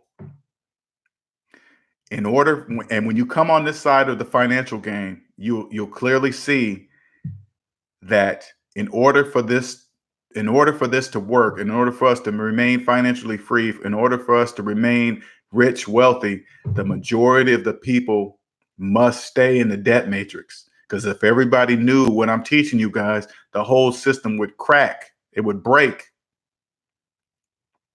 So when you guys come across what kind of humbles you, so you don't, because when you come across it, let me say this before I leave. When you come over here, it's almost finding a new religion. You know how people find God and they be like, hey, Jesus, this and that, and they try to convert you. You'll naturally try to do that to the ones you love. You'll be like, hey, I found the answer how to become a millionaire. You do this, you just get out of debt and you can become a millionaire. Come on, come on. They're not going to hear you. Okay. You can't do that. You're going to lose. You got to remember the majority of people must stay in the debt matrix in order for us to be successful.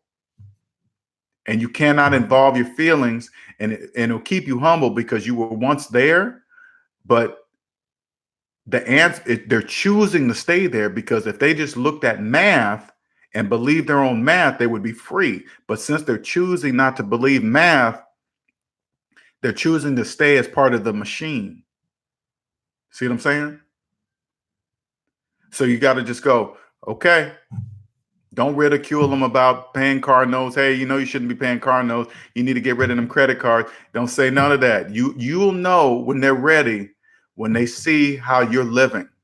They will see how carefree you are. They'll see how happy you are. They'll see they'll see the way you look at a job now. You don't take jobs personally anymore. You'd be like, whatever. No, I don't need no overtime. No, I'll give that to somebody that needs it. They'll be like, why? Well, everybody needs overtime. No, I don't. I don't even want it. I don't even want to be here.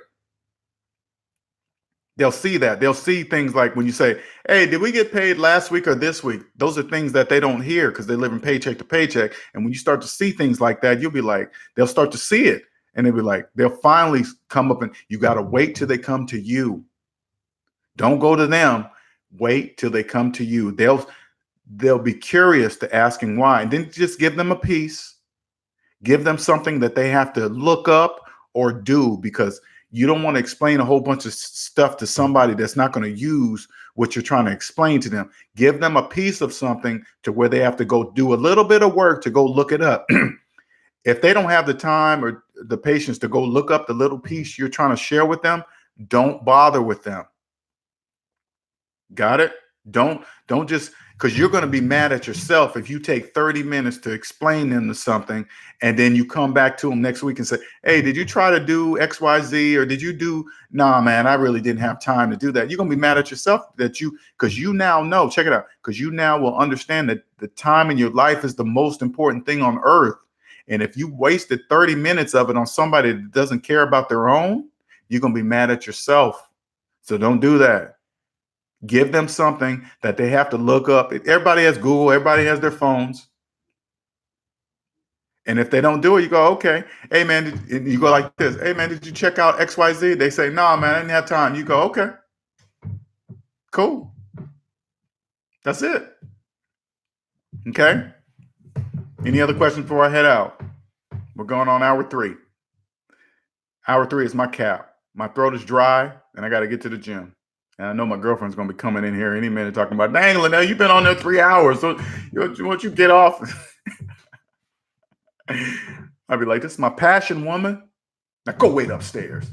No, I'm playing. It doesn't go down like that. It don't go down like that. I'm just joking. It don't go down like that.